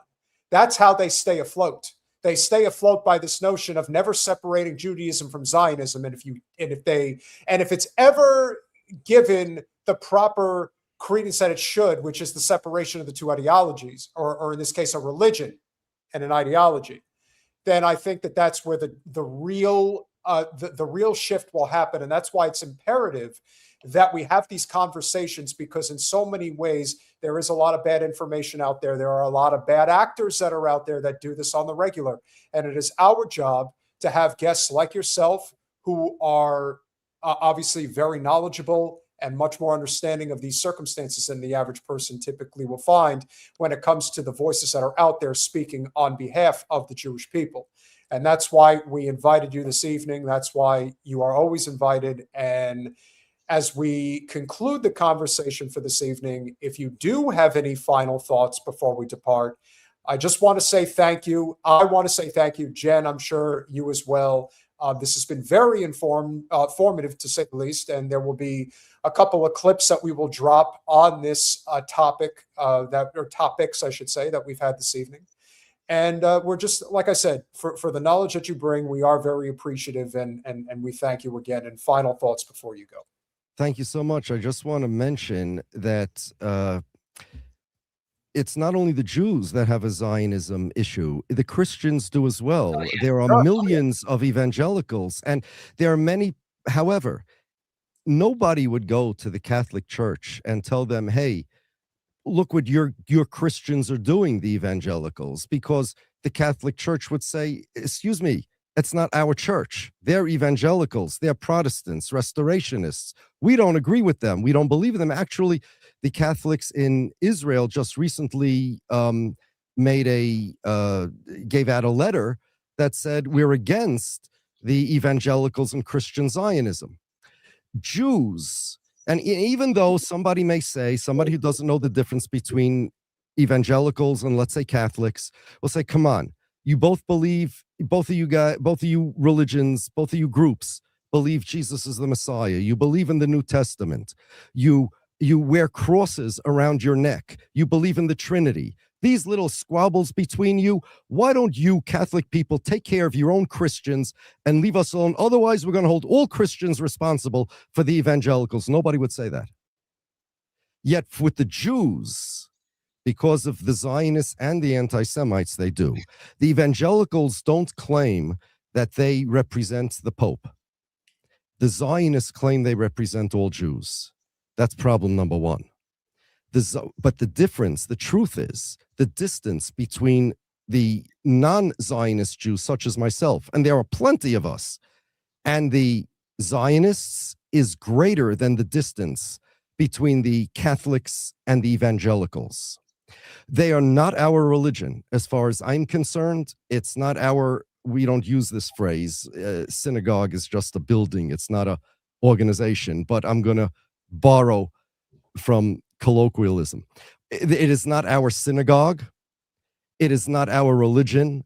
Zionists, religious or otherwise, are idol worshippers as far as we're concerned. Let me ask you though about Chabad though quickly before you go, because my understanding was that they were not Zionists, and yet I'm seeing a lot of that and hearing a lot of that, and I don't understand that. Yeah, it's an excellent question. Here's the situation with Chabad. Officially, they're very anti-Zionist. If you ask Chabad, they'll say we're very anti-Zionist. That was their tradition from the beginning of the Chabad rabbis. However, there is I call it a gateway ideology into Zionism. Like a gateway drug, this is a gateway ideology. And that is this. There are people like Chabad, they'll say, I'm not Zionist. We don't agree with Zionism, but Hamas are terrorists. Israel has to protect itself. It cannot give up any territory because otherwise people are in danger. We have to support Israel. Otherwise the Islamists are going to kill people. And because people will be killed has nothing to do with Zionism. It has to do with security. Because of security, their politics are right-wing politics. Right. And even though it has nothing to do with Zionism, there are politicians that we have in this country that are not Zionists, but believe this. There are people who will believe that in the extreme, Palestinians grow up to be terrorists and the Islamists want to take over the world. And the only way to keep them in check is through power. Now, not all Lubavitchers believe that, but right. It's the gateway ideology to come, and this is what the Zionists do. They tell the Jews, look, you don't have to be a Zionist, but you got to protect the Jews in Israel. Hamas is coming. Look at October 7th. You want another October 7th? The only way we're not going to have another October 7th is with a strong IDF, is with a strong hand. You're talking about hawks and doves. They're hawks, not Zionists. Right. And that leads to Zionism. Okay, that's a good explanation. That was really good. Yes. I've been wondering that for a while about that. Yeah. Well said. Rabbi, thank you again so much. Really appreciate it. And obviously keep preaching, because we need as many loud anti-Zionist Jewish voices out there as we could possibly get, especially with everything that's still going on in Gaza today. So thank you again, and we look forward to speaking with you again soon. Thank you, Peter and Jen, and thank you for inviting a non-Zionist voice on your show. Love it. I wish more people would. Thank you. Yes, more people should. Oh, and if you guys are enjoying this conversation or enjoyed the preaching and teaching, and the reality is that's what we needed to understand. And I get it. People are not thrilled because there are some things in the Talmud that they don't like. And I get it. But that's true. But again, at the end of the day, what they're always, this is what ends up happening at the end. When things are as hot as they are right now, they're always going to look for the negative. They're not going to look for the positive. And so if they can get anything that they can pin, they'll pin it and just say, well, like I said, it's a Jew problem. Instead, it's a Zionism problem, which again, Zionists conflate Judaism and Zionism being the same. And that is how they have maintained their fiefdom. That's it. It's the only reason. And then you have the other idiots out there that say it's a Jew problem. And then the Zionists will just say, see what we told you? We told you that's what the problem is. And then it never ends. So but I think that he's right in that the harping on the Talmud is a way to be anti-Jewish. It definitely is promoting anti-Jew behavior. And I'm not saying, again, I'm an atheist. I don't believe in any of it. Really, I don't. So to me, all the religious texts and the books, and it isn't really, there's not that much of a difference to me. And there's a lot of like dated, archaic, evil, very judgmental stuff in all of it, with the exception of the teachings of Jesus. That's the only thing that I find that's consistently where you don't have to question if it's coming from love, or because, you know, the God of the Bible is pretty mean and hateful and does some pretty horrible things. But you wouldn't say that, right? But you wouldn't say that about Jesus. Correct. So there's a difference, and the Bible is a man-made thing. Did you know Jesus was a Jew? I did. He was Palestinian. I Go am to aware. Patreon. Go to Patreon. Hey, that's a sin. You can't say that. Otherwise, the Zionists will come for you again. Go to patreon.com/revolutionary change for as little as $5 a month. You can become a supporter of our small but mighty and still growing suppressed channel. Zola Rosa with the $2. Skyscrapers on Palestinian babies. Yes, you are right. And that is what they're doing. The church, thank you for becoming a YouTube member. See, Jen, we've been accepted into the church. We are officially a member of ours. Gezin82 with the $2. Myopic greed isn't a plan. We agree. Jim Talib with the $5. Thank you, my friend. Always a pleasure. Vito with the $5. Jen, what are you doing? I'm sorry, I didn't mean to hit that. I'm sorry. Sometimes Vito P with the $5. Love you, Jen. Going up in smoke as we speak. I thought he was saying going to smoke. Maybe he is. You never know. I'm going to be doing both. You know, it's a Cheech and Chong thing. Citizen Pendejo with the 50 pesos. Always a pleasure. Rabbi Shapiro, I follow you since your first appearance on Katie Halper. The statements you made in New York, you better start eating pork, will echo in history. Better start eating pork. Well, I'm sure Wasserman Schultz eats quite a bit of it. I wouldn't doubt it. Mr. Pink with the $2. Nobody cares about Jews but Jews. We all hysteria. Why? You mean why all hysteria? Again, because it is a hot button topic right now, and everyone is going to make it about the Jews, as our friend Mr. Rothbone likes to say. Gezin82 with the $5. We need a new book to understand previous book. Talmud. Yes. Well said. And another $5 from Gezin, the convoluted book to explain the other convoluted book. Exactly. All about the teachings. Pirate Justin with the $2. Rabbi, why don't actual Jews stand up to Zionists? They do. You just don't hear about it. You just don't hear about it. You're looking at it. Do you really think that an anti-Zionist Jew would ever be put in charge of CBS News? Or is it always going to be somebody like Barry Weiss espousing the pro-Israel narrative? And my God, CBS will die in a very short time. That was inevitable anyway. Probably. It's inevitable. Going away. Yeah.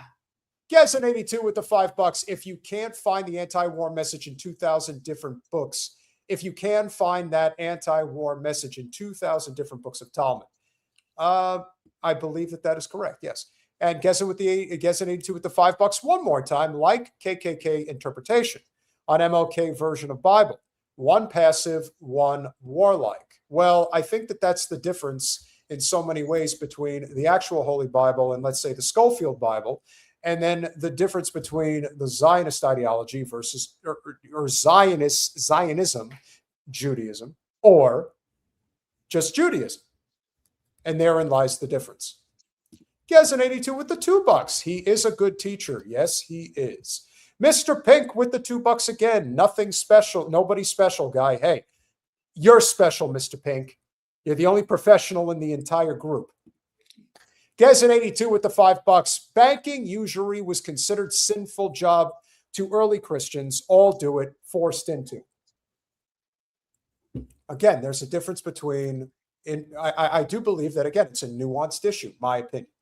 And Gezin82 with the $2, not a Jewish problem. It's a rich versus poor problem. And that's the fact. That's a fact. Very well said. And therein lies one of the reasons why I do think it is imperative that we display the difference between these two ideologies. People like, and I want to get her name right before I pull this up, because I want everyone to understand that this is once again becoming a big problem. The Zionists, as things continue to spiral out of control, are going to continue to do what they're doing, which is the conflation of Zionism and Judaism. And this lady's name is Lilach Mizrahi. I know it's hard to believe that people think and talk this way, but she does. אז אחרי שהעליתי את הסרטון שלי רוקדת בגשם וכותבת שלא אכפת לי מה קורה בעזה, רוב התגובות שקיבלתי היו מאוד מאוד מפרגנות, באמת 99% מהם, אבל 1% היה חייב להגיד, את לא יותר טובה מהם. ואל תשכחי שיש אנשים חפים מפשע, יש תינוקות רעבים בעזה, וחשוב לי לציין שכן אכפת לי מה שקורה בעזה, אכפת לי שיהיה להם רע. אכפת לי שהם יסבלו, זה כן. באמת, אני מצטערת אם לא הייתי... So it's very important that they suffer. It's very important that the Palestinian people suffer. And this is a person who claims to be Jewish, but is a Zionist and is making a mockery of faith. And the same thing happens with evangelicals who do the same thing to Christianity. And this is exactly why we have a big problem here. They gleefully say this, I want to kill Palestinian children. And this woman clearly doesn't look like she's struggling very much in life, which, as you said. Exactly. Interesting, isn't it? Yeah. Yeah, that is interesting. But that's why Zionism is a cult, a true cult, the worst kind. They do believe in the blood oath, even though, as the rabbi pointed out, it goes completely against the tenements of the faith.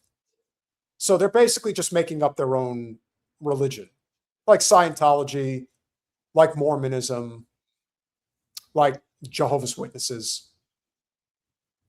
There's 4,000. Facilitate this. I don't recall that we spoke about this. Like, that's what this is one of the things that I was talking about. Like, we talk about what we're going to do, and then random things sort of just get thrown in. Well, I didn't realize we were going to do as much as we did with the rabbi, so I wanted to. That might be, but I don't know what this, like, who is this woman again? She's apparently somebody who's very popular on TikTok. מספיק ברורה, אני לא הולכת להתנצל על זה. אני כן הולכת להרגיש שאני יותר טובה מהם. לא יודעת, כאילו הקטע הזה שאני לא נכנסתי לרצוח אנשים חפים מפשע בפסטיבל או בבתים שלהם, לא אנסתי, לא טבחתי, לא התעללתי, זה קצת נותן לי איזושהי עליונות מוסרית. This is just silly to me. I don't know why, like, you're wanting to play this woman's crap. You know, I really wish you would give me a little latitude and not make. I am. I just don't. Okay, that's what I just wasn't aware we were doing that. Well, I decided that I called an audible. I wanted to pull this up. Okay. And I want people to understand that this is somebody who claims to be Jewish. But because they're a Zionist, they go against everything that the Bible teaches. And just as the rabbi indicated, he's like, do you really think anybody like this woman on screen right now knows anything about anything in the Bible? Probably nothing. Like, for them, it's a culture. It's a feeling. It's traditions. It's not about actual pious behavior. No, and at this point, there is an inordinate amount of just inbreeding, and you get a certain cult like this woman and people that are just born into this. I also think that, as was pointed out a few minutes ago, is that this is also very much in line with class dynamics. I believe that class has a lot to do with this. Of course. And that's a huge part of it. ולא אכפת לי מה קורה שם, לא אכפת לי מה אתם חושבים עליי, אני לא משפיענית, אין קוד קופון פה, אני לא צריכה שחברות יגידו לי, בסדר, אבל אל תהי פוליטית. לא, אני אגיד את האמת שלי, והאמת היא שהם יכולים ללכת לי. Why don't you do that? Yeah, I don't. Inhumane scum. That's what she represents. That's what all of them represent. And that is why it is imperative that people understand the difference between the two ideologies. Or again, a religion and an ideology, because that's what it is. Right. That woman's not Jewish. She's an Israeli. Well, I mean, again, she's a representative. She is representative of an Israeli. She is not representative of a Jewish person, rather. She's not representative of a Jew. She's a representative of an Israeli. So then That's the question, not the same thing. So then the question becomes, what is it going to take for us to all collectively realize that we have to eliminate this unholy alliance? It's not an alliance. It needs to just end. Well, yes. But again, if Israel doesn't have us, then Israel doesn't exist. Correct. So there is no alliance. It's a part of ourselves. It's a part of I would also ask, why is it that somebody like Ro Khanna feels the need to sign on for another $3.3 billion with a B dollars in additional aid to Israel? What's that all about? This is they're all the same. There is not a single Democrat that stands out in this regard in Congress. Not one. This is also why we are so adamant that while the GOP is doing what they're doing, the Democratic Party is in no way, shape, or form the solution to this problem. They're never going to be. We already know that the Democratic Party is heavily funding this, or is being heavily funded by the pro-Israel lobby. And even if it's not AIPAC, as you've pointed out time and again, they get, how many different pro-Israel NGOs are there out there? I mean, just off the top of your head, Jen, how many of them can you name? Pro-Israel NGOs? Yeah. I mean, they're all over the place, but they all basically are under the same JNF umbrella. They're all ultimately under the same. They all go to the same place. It's all the same. Yes, but there are people who actually think that there is like something to be said about, oh, well, the Democrats are going to win back. Yeah, but they're going to win back what? And what are they going to do? They're not going to do anything. You've already seen what their modus operandi is, and they're not going to change it. I just hope people understand that that's what's coming, that we inevitably are heading for revolution. That's the path that we're on right now, and we're not going to get off it. And if that clip of that lady was any indication as to what's coming, that is merely an appetizer, because this is the entree. Now, for those of you who don't know who Adam Milstein is, this is a person who is one of the biggest funders. I want to be very clear about this guy, Adam Milstein, and what his deal is. So Adam Milstein is an Israeli investor and full-on rapist, as I like to say, philanthropist. But this is one of the people that typically has been in the shadows for a very long time. Not a lot of people know about him. Well, you're going to know about him now, because this is what's coming when the oligarchs come out from behind the shadows. He is one of the main players in the pro-Israel movement. And here's what he had to say at that insane event that just took place in South Florida this past weekend. We need to invest in intelligence to understand who are the anti-Semites, who's funding them, what's their plans, who are the leaders. And then once we have that, we can define who is an enemy we can attack. Obviously, we're not. Okay, I'm going to play this one more time. I want you to listen very carefully to what he just said. We need to invest in intelligence to understand who are the anti-Semites, who's funding them, what's their plans, who are the leaders. And then once we have that, we can define who is an enemy we can attack. Obviously, we're not going to go against, Islamo-leftists in the United States. It's too big. We need to define very specific organization, individuals, actions that we can fight against. And for example, when we talk about Islamo-leftists, it's clear that Qatar is behind all that. So we need. Where the hell did this Qatar thing start from anyway? I am not sure what this guy's talking about. I've never seen, like, I don't know anything about this guy other than this. Well, I'm telling you who he is. I told you about him earlier. No, I know. I saw this clip. I saw this clip before you even told me about it. I mean, I know what he's saying. I just never knew of him until now. Like, so remember, I don't. You're not supposed to know who he is. Most of these guys are in the shadows, but now they're coming from out the shadows because they. Well, frankly, I think part of the reason they're coming from out the shadows is because they know that their position is precarious. They know that. Or it could be that they have a face for radio. That's whatever. I mean, that could be why they're in the shadows. Some people are maybe meant to be in the shadows. I don't know. That you may be right, but in the end, look at this guy. He looks pretty. He looks pretty like belong better in the shadows. Oh, he's almost 75, so yeah, I would. I don't care. It's no spring chicken, but he's also talking about the need to continue to crack down on free speech, the need to go after our enemies. And when you have the type of money, power, and influence that somebody like this man has, and they are relentless in their pursuits, there is nothing that they will not do to protect their interests. And again, it's a class war, nothing more. But the pro-Israel movement is really based on that concept. And that's why this man represents so much inherent danger within the system.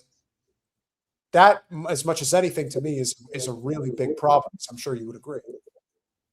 Yeah. I mean, all of these little speaker tools are a problem. The ones that have more money are more of a problem. That's how it works. To focus on Qatar, Muslim Brotherhood, CARE in the United States. Okay. Can you explain to the audience why the Zios are so hell-bent on taking down CAIR? Why that? And it's CAIR, C-A-I-R.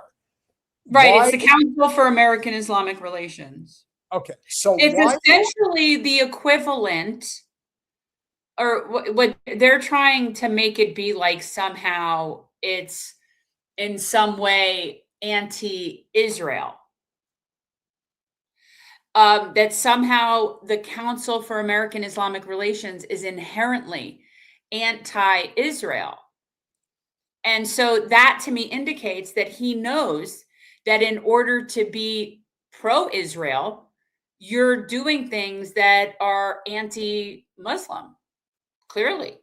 Yeah. Clearly. You must know or believe, have reason to believe that Islamic peoples are seeking to end your mission.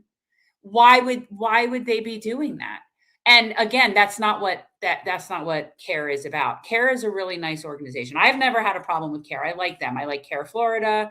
And yeah, they support Palestinians.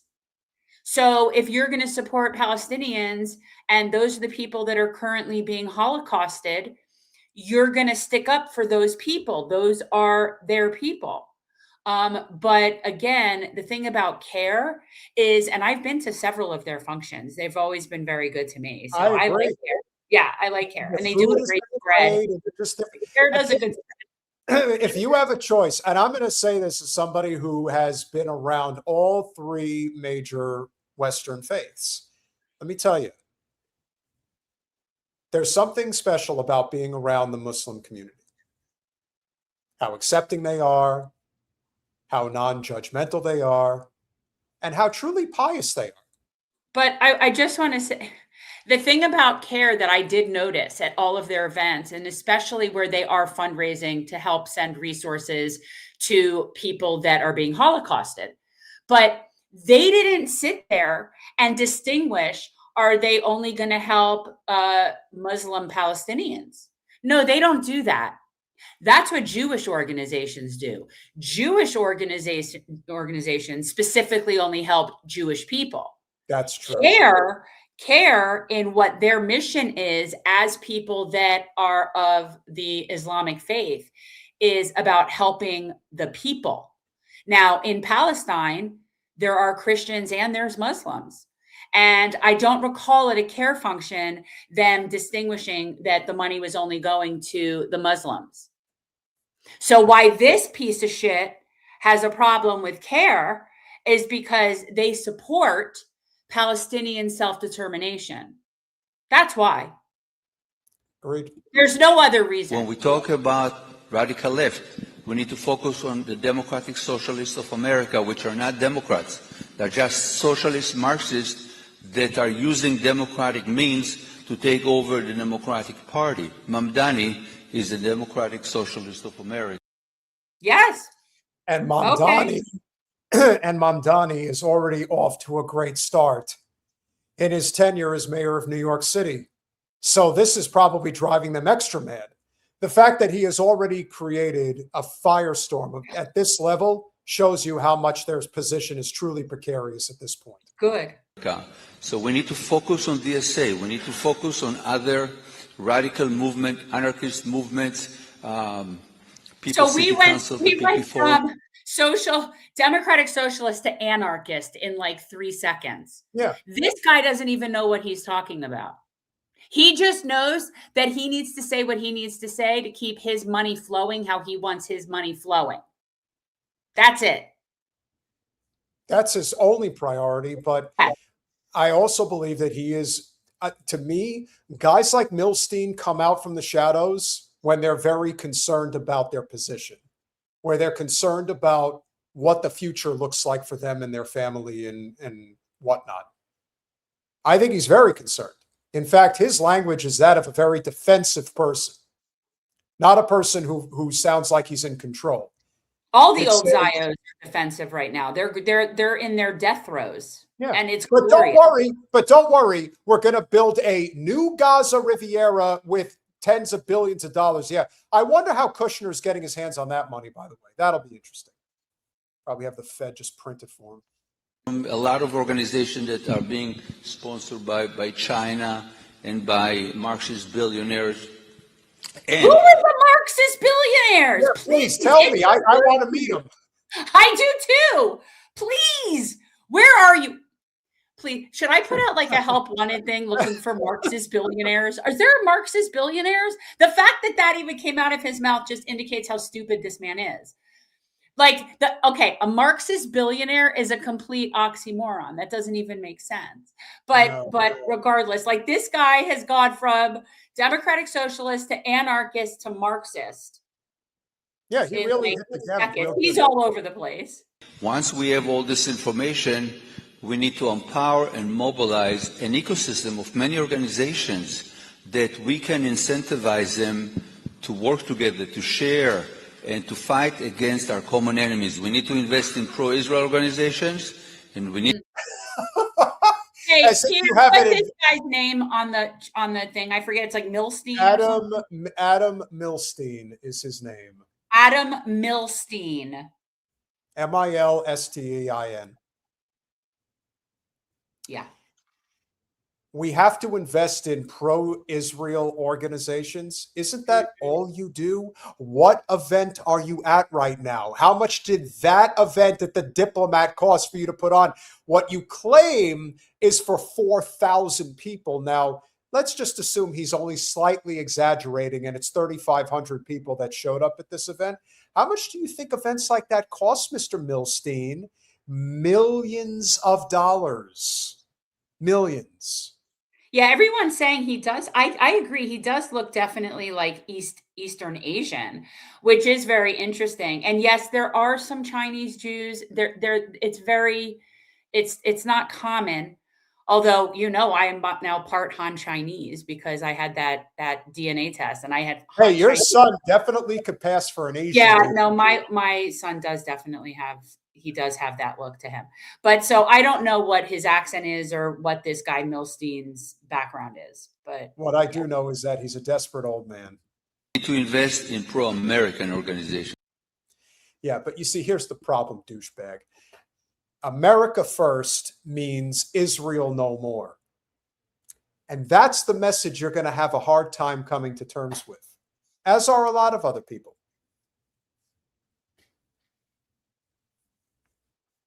Yeah.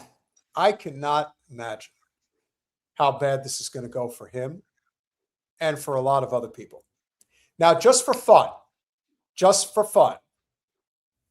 I don't know what this girl's name is. I don't really care. But she's the one sitting right next to Milstein on stage.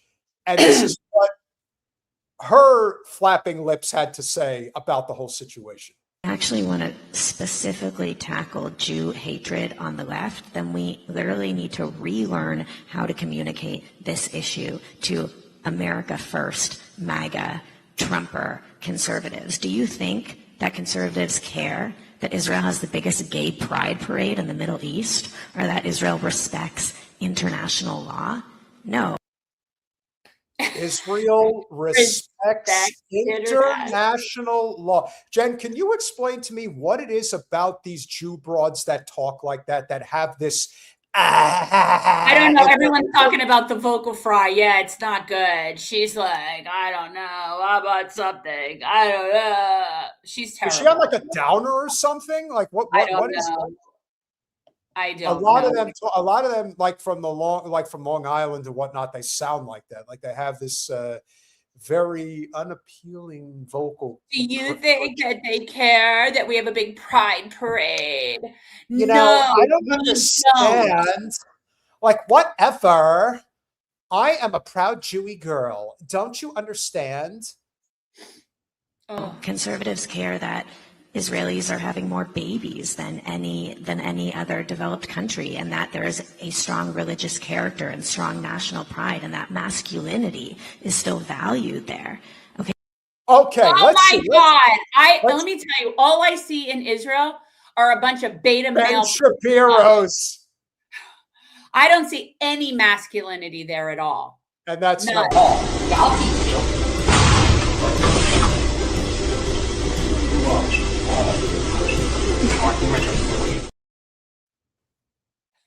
Yeah, that's what they're like. That's real masculinity there, lady. Yeah, masculinity are people that need to be armed to be amongst unarmed civilians and to feel safe, or people that are threatened by children throwing rocks. It's not masculine. Oh, God. Mehdi, I wish I could put that up there, but I can't do that. We should not be arguing when we're fighting against right-wing anti-Semitism for censorship or for content moderation on platforms. We should not be using terms like hate speech or platforming. Okay, we need to be using the language of America First, which most importantly is about how a strong Israel makes a strong America, because an empowered ally that is able to police its own region and fight our mutual enemies. How are they able to police their own region when we keep giving them billions of dollars? How are they able to police their own region? How is that a help to us in any fucking way? What is it they're able to do? If we didn't keep sending them weapons and money, what are they capable of doing? Yeah, I don't like this. This is just aggravating. We'll finish it up. To take out of our resources of the Middle East and redirect them towards the Indo-Pacific and be able to focus on our real existential enemy, for which Iran and Russia would not be nearly as big of threats as they are, which is the Chinese Communist Party. And so well, you think she got talking points before she went up on that stage? All right, so we're going to coach you now. Okay, so what is it that you want me to say? China? I can't even talk. She sounds terrible. First of all, she sounds like she's a chain smoker. So if she isn't, she should be, because she sounds like one anyway. Yeah, why stop now? So strengthening Israel strengthens America because it allows us to focus on China. I agree with Carrie's. You know, it is, as I said, forget about anti-Semitism and people who hate us. We think as American, and we need to present the issue as American first, as Karen says. America first, we're here to protect America. And America first means strong Israel and strong America. Again, they failed to draw that link. Like, if this were a presentation in a trial, if we were sitting in a courtroom and there was a trial and you have to connect dots, you can't just say A and B. You have to show how one causes the other. You have to show a causal link. You can't just say this happened and so far this is why. You have to show it. So I don't know what they're talking about. Well, I do want to say one thing in conclusion to this story. the fact that they had to constantly repeat this message of America first is pro-Israel, Exactly. they know that the America first movement is not MAGA. They know that there's a distinction with a difference.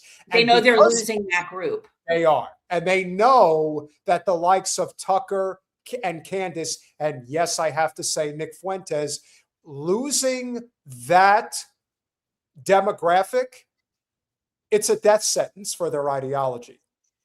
Now, again, it doesn't just happen at once, but it happens over time. And in lieu of what's happening right now with Trump and with Kushner, again, conversation for the evening, full circle with what's going on with Davos, they're just accelerating their inevitable demise. They don't know how to slow it down. Now it's like a runaway freight train at this point. Yeah, good. That's what I hope happens. Like, that's the thing. I mean, and I, you know, everybody wants to keep pointing the fingers at China, like somehow China is responsible for all of our poor choices. You know what? We're like the toxic, malignant narcissist of the world, just darvoing every other country. Everybody is yeah. I'm going to address Fuentes on Saturday. I am going to make this very clear. I agree. I think Fuentes probably is a Fed. It's not a question of him. This is the thing that people tend to not to miss when it comes to these conversations. It's not about him. It's about the people following him. I don't know what I was even talking about because you just started. You can have anybody who's like listening to a person and they think that their message is good, but in reality, what they really mean is something completely different. That doesn't mean that the people listening don't want the message to be that, which is America first is not pro-Israel. That's the distinction with the difference. And that, to me, is the future. At least that's what it's supposed to be. And so. All right. I don't know what I was saying. I was in the middle of talking, but okay. You were?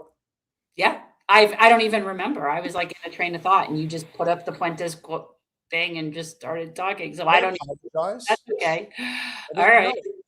No, you're clearly upset about it, and I apologize. No, I literally don't know what it was. But I was in the middle of talking, so I don't know what it was I was saying. If you guys are saying it upset, you're making it seem like you are. Sure.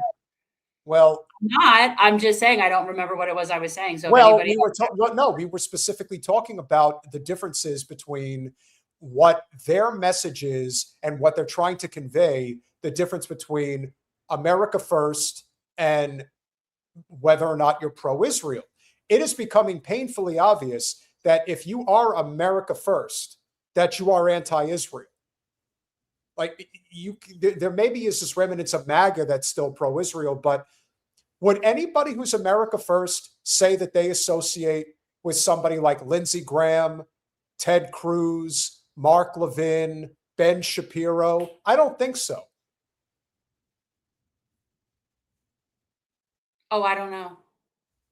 I'm actually talking to you, and you're like, okay, well, I'm distracted because I'm trying to remember what it was I was in the middle of saying, and I'm trying to get back at my train of thought because I was in the middle of talking, and so I've been trying to see what that is, and now I don't know. I'm like a little bit. As we conclude for the evening, now, the gentleman's name, and I don't want to get it wrong before I pull it up. The president of Burkina Faso. Now, whether you know this or not, Ibrahim Traoré, who's a young man, by the way, he's in his late 30s, quite young to be a president of an entire nation. But in his case, from our friend Ali Zatiri, this African president is doing what the world said was impossible.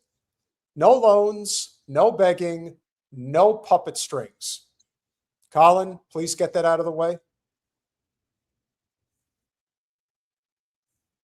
He's 37 years old. His name is Ibrahim Traoré. On January 3rd, 2026, they tried to assassinate him again. He survived. Here's the story they're not telling you. Western media calls him a dictator, authoritarian, unstable, controversial, because he rejected foreign troops, the IMF, the World Bank, and UN control. He's building an independent Africa that terrifies them. Traore was a geology student. He joined the military. He saw his country's wealth, gold, cotton, minerals flowing through foreign hands, while his people lived on less than $2 a day. So he picked a side, not the ultra-rich, not the West, the people. Traore is 37 years old, and he's already made education 100% free, rejected the IMF and World Bank influence, ended foreign policy dependency, nationalized key industries. He's putting Burkina Faso first. Like America first? Well, he's really putting his country first. We will be poor no longer. We will be controlled no longer. This is the Burkina Faso rebellion. Ibrahim Traore said, "They keep warning me that I will die like Gaddafi, Sankara, or any other young leader who tries to improve Africa. I am not afraid, and I will not regret dying for my people." Burkina Faso has 17 foreign military bases, mostly from France. Troops on the ground, planes in the sky, but no clean water in villages. Traore shut it down. He said, "We won't trade our sovereignty for security." How novel, like Ben Franklin once said centuries ago. They packed up and left. Burkina Faso exports billions with a B in gold annually. But before Traore, less than 5% of that wealth stayed in the country. Foreign mining companies profited while villages had no clean water. That's changing fast. Traore made education 100% free, from primary school to university. A full generation of children will grow up without the burden of school fees. Knowledge is the first tool of liberation. He's making sure every child has it. Boy, wouldn't that be nice if we had that here? Burkina Faso launched its own electric vehicle built by local engineers. No handouts, no Silicon Valley, just African innovation, funded and designed at home. It's not just a car, it's a statement. No private jets, no billion-dollar palaces. Traore wears fatigues, drives a modest vehicle, lives like a soldier, not a king. Until my people are free, I won't live in luxury. Burkina Faso is now uniting with Mali, Niger, and Guinea. A new West African alliance. Their plan? Shared resources, shared defense, shared future. A new kind of regional unity built on African cooperation, not outside interference. They murdered every African leader who tried this. Remember what they did to Gaddafi? Remember what they did to Thomas Sankara? But this time, we're watching. We're connected. We can identify lies better. We know who's in control of Western media. And let me just say this, and Jen, I wonder if you agree. You want something to be thankful for China for? China, while it may have intention of bringing down the U.S. empire, it's because of China that we know a lot of these things. Because of TikTok, which is a Chinese corporation, that we have been given information about how the U.S. empire operates. Because the one thing that they do here at home is they do everything in their capacity to not let the message get out.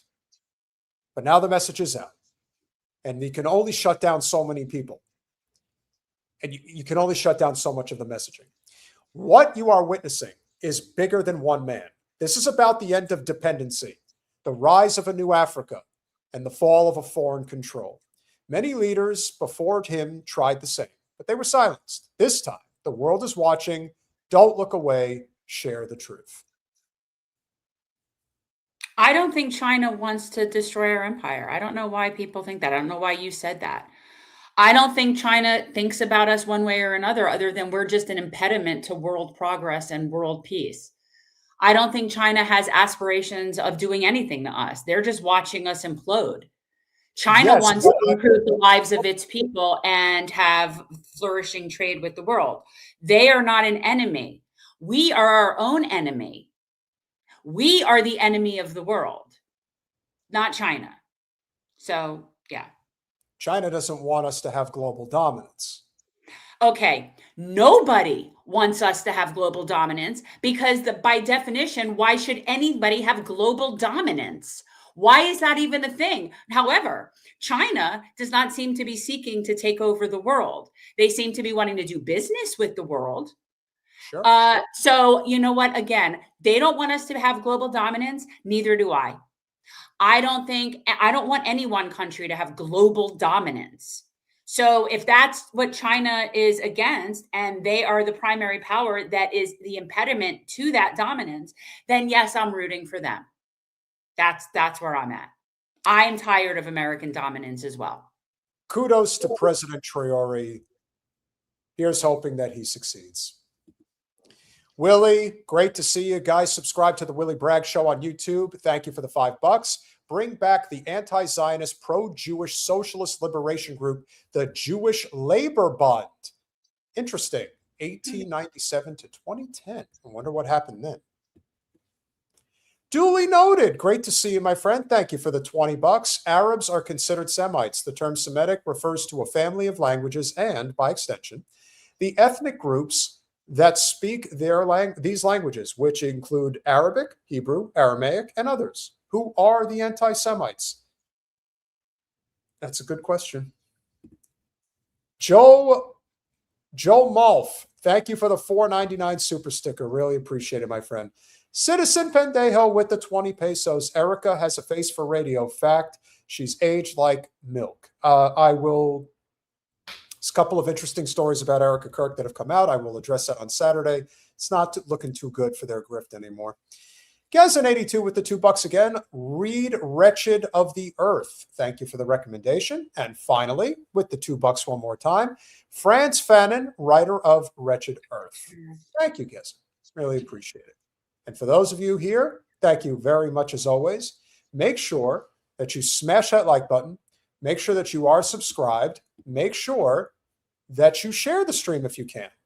And David Hunter, to bring us home, the Burkina Faso car, Itawa, was developed with international partners and local engineers. Questions remain about full local production and current affordability, with some models costing over $50K. Hey, at least they're trying something different than what Elon's doing. That's for sure. So with that said, Jen, do you remember what you were? No, okay. I don't, but that's all right. Well, all right, it's on me. My fault. So with that said, smash that like button, share, subscribe, do all those things we ask you to do. I will see you Saturday. We love you all. Free Palestine. And free Palestine. Good night, guys.